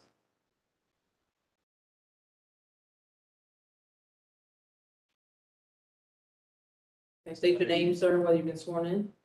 Yes, Aaron Newman with the Far Northwest Coalition. I was just sworn in, I think. Thank you, board and city staff, for the opportunity to speak on the coalition's recommendation to disapprove BZA 22039. It's been a few years since I've been out in person. It's good to be back. But first, if you'll indulge me real quick, since I was a little late, the coalition also appreciates your earlier vote to approve the variances for Smoky Row Plaza on Hard Road. It's a great neighbor and commercial anchor in our area, and the variances approved tonight were going to be most helpful to our part of town. So thanks again for that. As for 22039, board of the Far Northwest Coalition and many, if not all, surrounding property owners like those who just testified would indeed welcome a new neighbor at this property and would likely consider approval of a standalone reduced lot variance. Very welcome. We welcome it. However, the extent of the rear setback reduction being requested, reduction from 25% to 7% did cause concerns for both residents and coalition board members, leading to our vote to disapprove. However, we would welcome the applicant to work with our board members and interested neighbors to revise the site plan, seeking to reduce the reduction requested and perhaps to situate the site a little more closely to the original home, which did leave perhaps 15% or more rear setback without cutting down the mature tree of the driveway, which nobody wants to lose, of course. The original site also seemed to extend both further to the east as well as closer to the pond to the south. Hard to guess from the image I saw, but again, it was indeed closer than the proposed site. And it did appear to be sort of ranch style home, single story, whereas I believe the proposed house is 2 stories. So a few differences there, excuse me, and a few perhaps opportunities to compromise. And again, we certainly welcome the opportunity to continue working on this application and get a new neighbor. Thanks so much. Happy to provide any other information here. So your vote was that a 7% setback was too much, but a 15% would be acceptable. I mean, we didn't talk about any numbers in that light, but again, the original home did seem to, if you can see the platforms there, it appears to be that was the northernmost extent of the original property. Do you know what the original? Do you know what the original home setback was? Do not. Okay. Right. I saw an image, I believe it was taken in 2009 from the county setting. So you listened to the one person, did any of the neighbors that just testified before us come to the coalition meeting and say that they supported it? Yes, we did hear some support as well, but we heard more than one resident. One resident was indeed vocal at our hearing, but like you all, we listened to all of these surrounding property owners equally, and the rear setback was just a little too small for some of the residents and our board. And what was the vote? It was 4 to disapprove, 0 to approve. You have 4 people? I'm sorry? You have four board members? We have 7 board members, 4 voted on this application. Oh. So let me ask this question. What is the rear, what is being affected by the rear setback? What are you gaining or losing with the 7% versus the 15% in your view as a disapprover? Sure. Again, we weren't looking at any specific numbers. Well, whatever number. Besides the 7% that we voted to disapprove. There is, some natural features there that would be lost. They would be, closer to the, next property owner. Although the new neighbor is fine, the next neighbor or potential buyers might, see that as not as desirable. But if the resident is saying, if the property owner is saying this is in the same place as the house that was demolished, then would there really be any natural features that would be? I believe the applicant said it is generally in the same place. But not. Yeah, I mean, when I was looking at the plans and if you look at the north side of the building, you see a jog that is closer to the property line.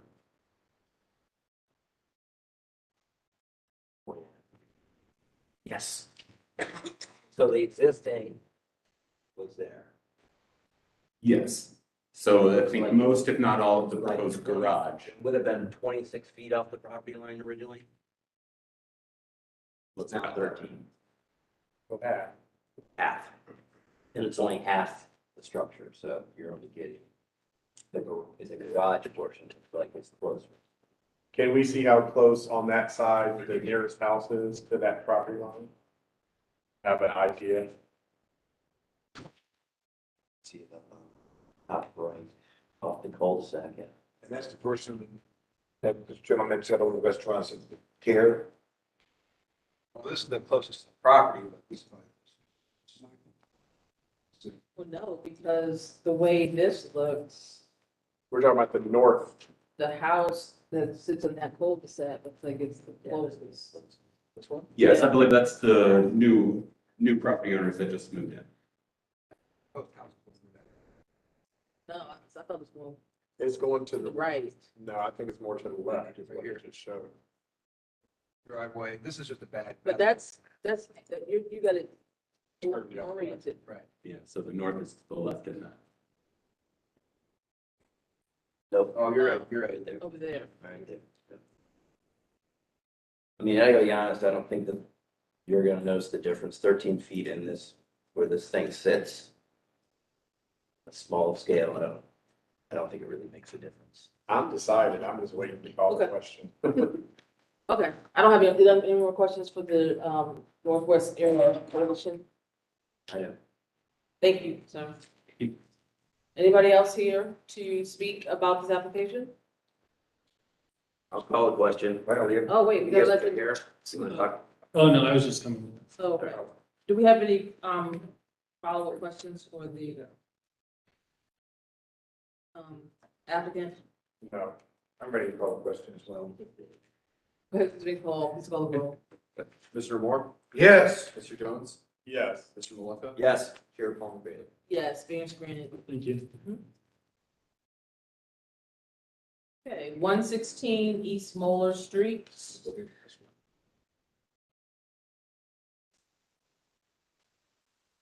Grand now.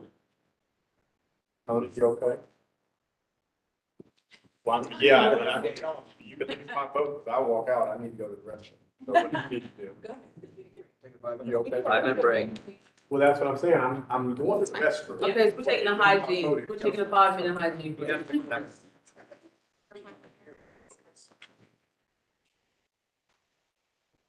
Why the people are here. Sorry.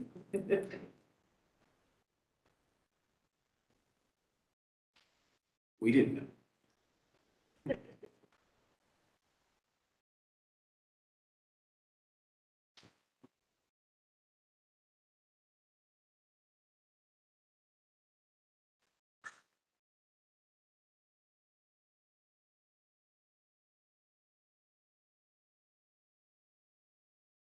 I just saw. What happened? Me too. Oh, yeah. Project. Dead? Well, I only for the second person. Let's give everybody an assault weapon. Let's give everybody assault weapon. We need more assault weapons. Yeah, everybody's still. That's just, just give everybody guns. Hopefully they're guns. 18. Wait, that was in elementary school? Yeah. In Texas, they don't care. Texas shooting 14 kids. They say that. Get more salt. Fourth grade. Let them drive 2 hours, kill people in Buffalo, drive to school, kill them. Everybody salt. Get rid of background checks. Second and fourth. Well, it's only the, what, the 400 mass shooting we've had in the last 2 or 3 years, ridiculous. Did they catch the shooter? I think he's dead. 18-year-old suspect shot and killed by police. 18. Second 18-year-old in 2 weeks, there you go, give them more guns.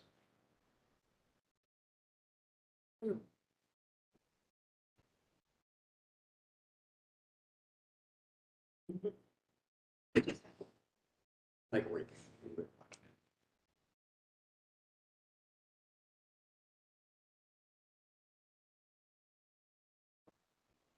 Well, the government takes.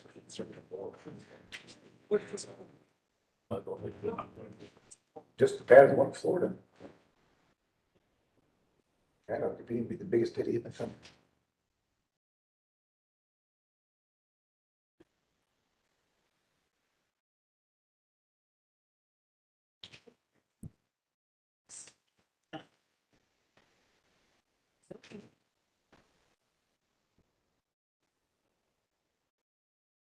Good stuff. What I said. I glazed.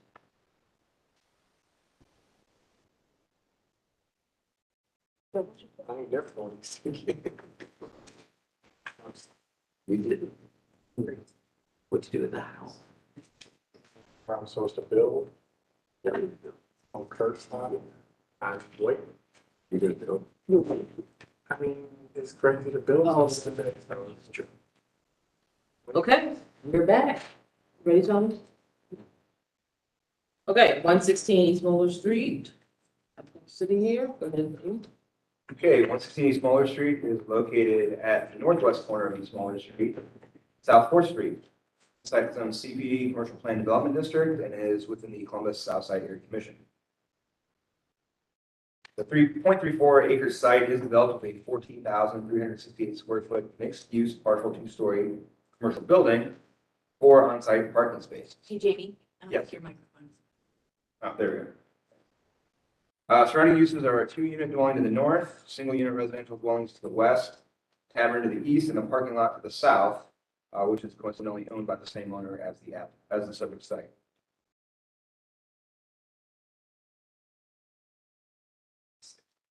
The applicant is proposing a change of use for the 10,268 square foot first floor. The east side of the first floor are proposed coffee shop, commercial kitchen, and lobby. West portion of the first floor will be used for event space. The new uses will be parked at the eating and drinking ratio of 1 per 75 parking spaces required. Offices will remain on the second floor. The site was rezoned in 2 CPD commercial plan development in 2013, which allowed for a variety of commercial uses. And it was parked at the retail parking ratio of 1 per 250. Columbus citywide planning policies design guidelines recommend considering parking reduction requests based on the mixed-use pattern of the surrounding area, pedestrian and transit accessibility, and provision of pedestrian and bicycle facilities beyond the code requirements. Southside plan guidelines also support parking reductions in cases where variances will facilitate reuse of an existing contributing storefront. However, for greater consistency with these guidelines, staff requests additional bicycle parking. Division of Traffic Management states that additional bicycle parking spaces will be needed to be provided to mitigate the requested variance to reduce the required number of motor vehicle parking spaces. If you look on the site plan, they have added 2 to the parking lot to the south, as well as 1 right here. City staff recommendation is for approval. Staff can recommend approval as the proposal is consistent with both the Southside plan recommendations and C2, P2 guidelines, which support parking reductions in cases where variances will facilitate reuse of an existing contributing storefront. The site is in a mixed-use walkable area with access to transit and facilitates the reuse of an existing structure in the neighborhood. Again, for greater consistency with these guidelines, staff requests additional bicycle parking, which the applicant has provided. We're going to, just to memorialize that, add that as a condition that the applicant will install 4 bike racks on site. Sure. Okay, can you state your name, whether or not you've been sworn in? Hi, I'm Carly Baju. I'm the architect for the project and I have been sworn in. Alex Bertel, and yes, I've been sworn in. Okay, so you're reducing spaces from 113 to 4. Yeah, I can talk a little more about that. So yeah, with the change in use to the event space, we have a higher parking demand.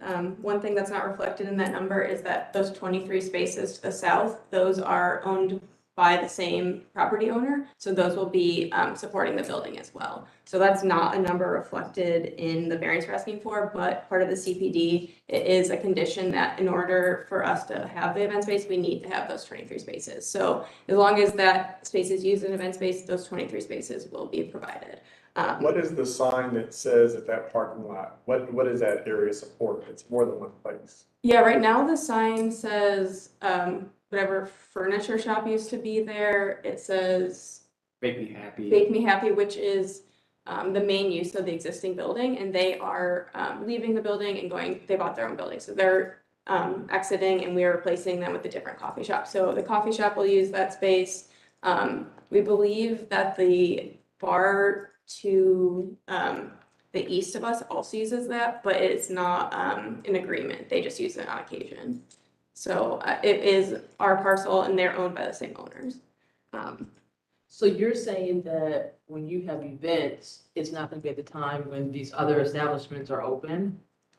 And so then you're gonna have full use of the 23 spaces? Well, we always will have full use of places because we own them. Basically, the coffee shop, it's a mixed use building, so part of that building is event space, part is a coffee shop, part is an office. So all that happens in one building. So like you said, yeah, during daytime hours, office will be in use and coffee shop will be in use. So those probably will get the spaces, which will be more than enough for them during the daytime use. And actually, if you go there now to Make Me Happy, there's almost no one ever in the spaces as is. And we imagine that's the case going forward because it's very walkable. When we have event spaces, obviously that's the new feature. We imagine that yes, the 23 spaces will be fully used, but we've also conducted a parking study and we know that in the adjacent area, within I think the 750 feet that the city asked us to look at, it's only parked at 35% currently. So I think within city's guidelines, they voted for approval based on the amount we're adding. Your parking study, what hours was it conducted in days of the week? It was conducted within the city standards. It was I don't know one what weekday, okay, one weekday at between 5 a.m. and 7 a.m., between 11 and 1, correct me if I'm wrong, and then between 5 and 7 p.m. So 3 times a day on a weekday, and then those 3 times a day on a Saturday or Sunday. And those are the general hours that you plan to operate at this facility? Those are just the hours the city asked us to look at. Right, but if those aren't in line with what you're going to do, they really matter, right? Oh, sure, yeah, those are, Okay. yep, that's how it'll be operated. I mean, it's an office, regular business hours, coffee shop, regular business hours. We also went through and worked really closely with the Marion Village Association, and we talked to their board to ask if there are any things we should work on. They suggested we establish a good neighbor agreement so that if there are any issues with parking, they have a direct number to call, and Alex will be a business owner there. If the parking is an issue, the business fails, so it's in our incentive to make sure that works. So Marion Village voted full support, and along with the Columbus Southside Area Commission voted in full support. So we have a lot of neighborhood support for this. People expressed excitement that we weren't tearing the building down, we weren't building just residential units all over it, and we're maintaining like walkability and keeping that coffee shop there was a big thing people were excited about. And yeah, like Jamie said, we have a full staff report and we are exceeding our biking requirement. I think we were required to have 2, and there'll be spaces for 12 bike parking spaces. So everyone was really excited about that too. Everyone wants to walk and bike here.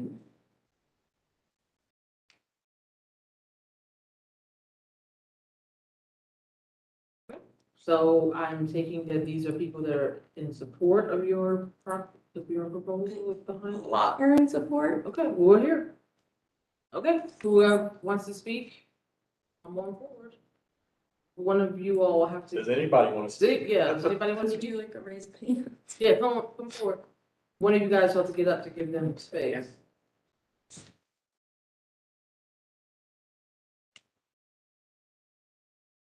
Please state your name, whether or not you've been sworn in. Hi, my name is Christian Positfronts, and I have been sworn in. Okay, go ahead. I think we just we live right next to the Giant Eagle, so we're just south of this building. And just kind of wanted to get some more information on what kind of the event space was. We are very excited to live in a walkable neighborhood, so all of that tracks. But we do see the parking lot, and we weren't sure who the parking lot belonged to prior to this. That does get pretty full with the bar being used at night, and sometimes that does spill onto the street. And so I think we were just kind of wondering what type of events were going to be taking place in this new event space, and what time of hours that was going to be taking place. Do they think the 23 spaces is sufficient for that, or it sounds like they'll need additional space on the street parking? And, just trying to get an understanding of what kind of hours, that would be operating and how late people might be parking on the street. I think that was kind of our main concerns, our bedroom space, South 4th Street. So we hear a lot of that. Used to, traffic, but kind of just want to get a sense if that's going to be a big increase or not. So that's all I have. Okay, thank you. Can you sign in, please? Yes, absolutely. Anybody else? Come on, sir.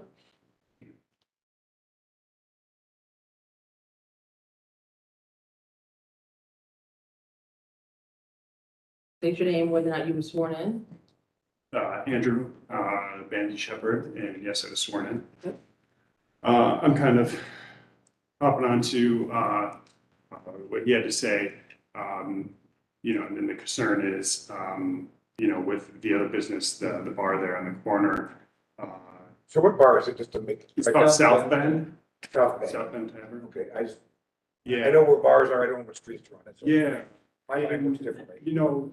When they're open, that parking lot is packed and it does spill in, but like he was saying, it does spill into the streets. So if their idea is that they're taking over that parking lot, now we have another business with their patrons that are spread throughout the rest of the neighborhood. So, our biggest concern is just, what's going to happen with all the parking and all the cars and everything. A lot of neighbors don't have off-street parking. So it's really going to affect the community. Thank you. Anybody else? Come on.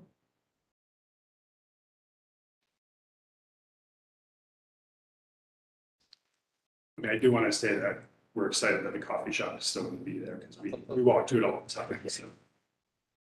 Okay, sir, state your name, whether or not you were sworn in. Evan Much, yes, I. Okay, go ahead, testimony. Give the mic towards you, I keep it there. You're Closer. Is that better? Okay, yeah, obviously, projects like, I guess the concern is mainly about parking, so also wanted to talk about that. I live a couple blocks away on the street, I park on the street every day, no off-street parking. Friends, family come over, they park on the street, most of my neighbors park on the street, yet I've always parked in front of my house every day, never have an issue. Everywhere down the street, there's tons of open spots.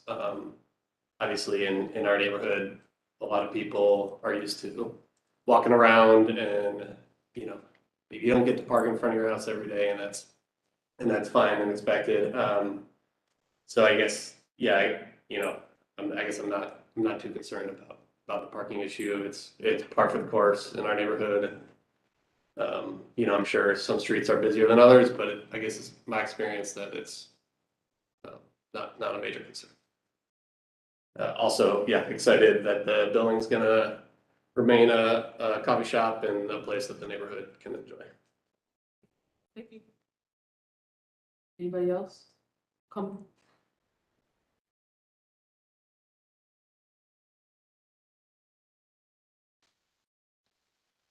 Grab the mic and state your name, whether or not you've been sworn in. Hi, I'm Jack McLaughlin. Yes, I've been sworn in. Okay, go ahead. I'd like to speak to the value of keeping the building as a mixed-use commercial space instead of some alternatives. It sounds like make me happy, the current coffee shop, which I enjoy. I'm a neighbor as well, walk and bike to it frequently. Excited to hear that there's another coffee shop going in, and excited to hear that that space will remain the commercial space instead of being turned into additional residential.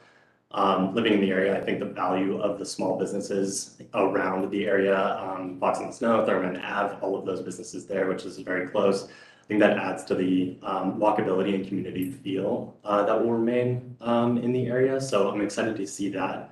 I'm also a recent work from home advocate now. And I think the ability to have small businesses using that office space will really add to the economic impact in the area going forward. So I'm glad that the group here is adding to that. Good, thank you. So you're in favor? I am in favor, yes. Thank you.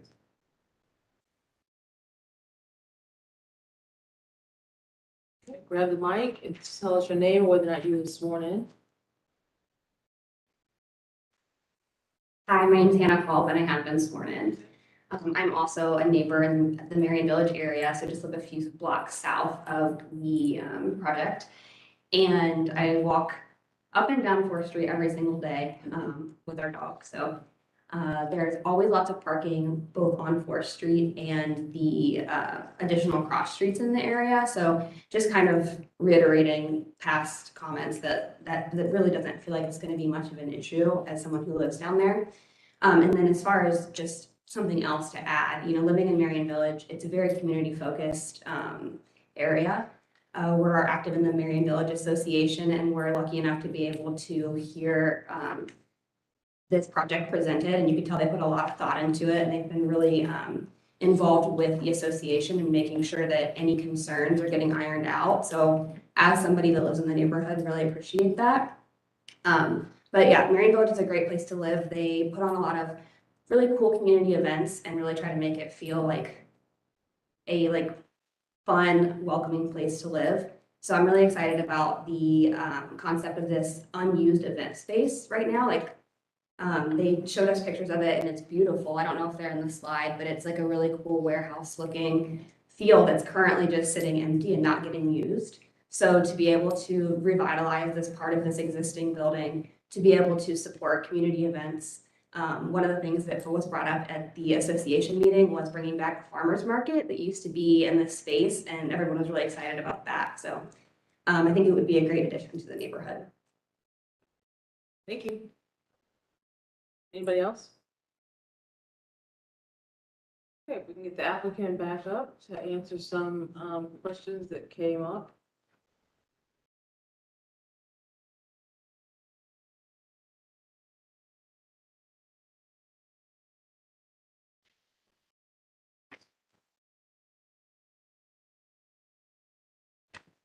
So, and you mentioned before that you said you did the traffic study and it was 30% parked, which allowed you to get a vote. Who did you get the vote from? Well, it's 35% parking with our total use throughout the average. And we were just looking at the strategic parking plan for the city, and they typically don't recommend going over 80, and the sweet spot is 60 to 80. So basically just to say, and obviously every area is different, but 35% means it's fairly underparked as an off-street or on-street parking. Right. But you said somebody voted, or that was the recommendation? Sorry, that was the strategic parking plans gotcha. language. Okay, thanks. You don't have a copy of the parking plan? The parking study you did, I'm sorry? This we sent to the city. Yeah.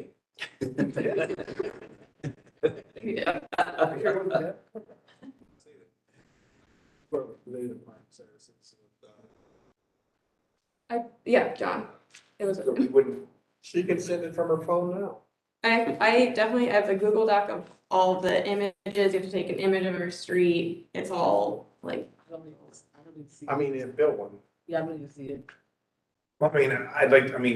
We've had people do parking studies here, and I'll use one example. Someone did a parking study on campus on a spring break weekend, and not during a football home game when student tracks were there, and the parking study was worthless, as far as I was concerned. So, no offense to you, but I don't know when you took your parking study, what days of the week it is, what time of the year it was, all that sort of stuff. So I'm, as someone who lives in the short north at Italian Village, I'm leery about what the city does with parking, because they don't know what they're doing, to be honest. So, you guys are the next, you guys in Franklin are the next areas that are gonna get overdeveloped, and a parking variance of 109 spaces is a lot. And because, and when you guys leave, that parking variance still stays there. So if you somehow build a two-story restaurant, which could theoretically go in there or something else, those spots are gonna be there regardless of whether your community space is there or not, because the variance goes on with the property. And I'm very, I mean, I have a tough time voting for 3 and 4 spot parking variances, let alone 109. Okay, so, I mean, I know where that bar is, because you told me what bar it is now. And yes, that lot that it's used by people that go to that bar on weekend nights, because I've used it once. And if you're gonna have an event, I don't know how many people are in this event space? How's it gonna hold? What's the capacity of it? We're still working on that for the code, but probably like 200. So 200, you figure, you know, you have a full bar on a Saturday night, you're gonna have 200 people in this space.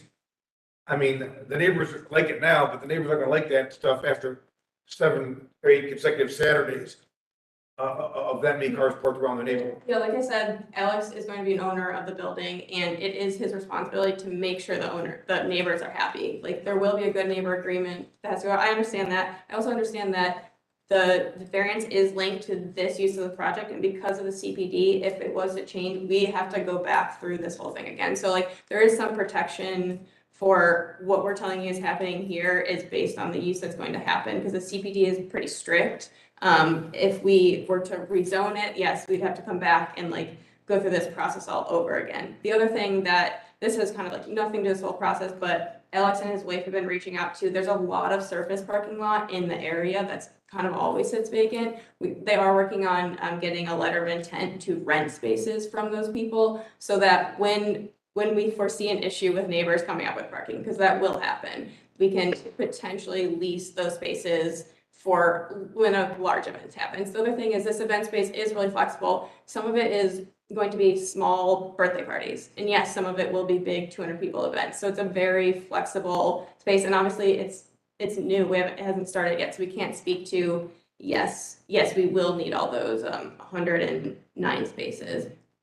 That was gonna be my question is, where are you gonna offer parking for the people that want to have an event at your space? So I think that's gonna be your challenge is nobody's gonna wanna have an event there if their people can't have parking. Exactly. So I think you're right. So like it's the proof of concept completely fails if no one wants to use the space. So I think it's on us to make it work, and we are actively making it work. And that leasing thing might happen, but that is unfortunately not something that you guys can even vote on, right? There's rules that we can't even tell you we're including the 23 spaces because it's across the street. So if we have one that's 2 blocks away, like. Well, you're allowed to tell us. You could tell us. You could tell us. We're not recording the code, but I mean, Yeah. trust me, So Mary some Haven. things I voted against, but they didn't have it, but some people say they had this, I mean, somebody said they had a lot, they owned it, and that turned my vote around, so. Yeah, so if you, it's not in this image, but Mary Haven is 2 blocks down, 2 blocks over, and it is, they have, like, I don't even know what they are. It's a hospital, specialty rehab hospital. So there's one lot that they own, Alex's wife Arlie's been talking to them for a while, it's 150 spaces.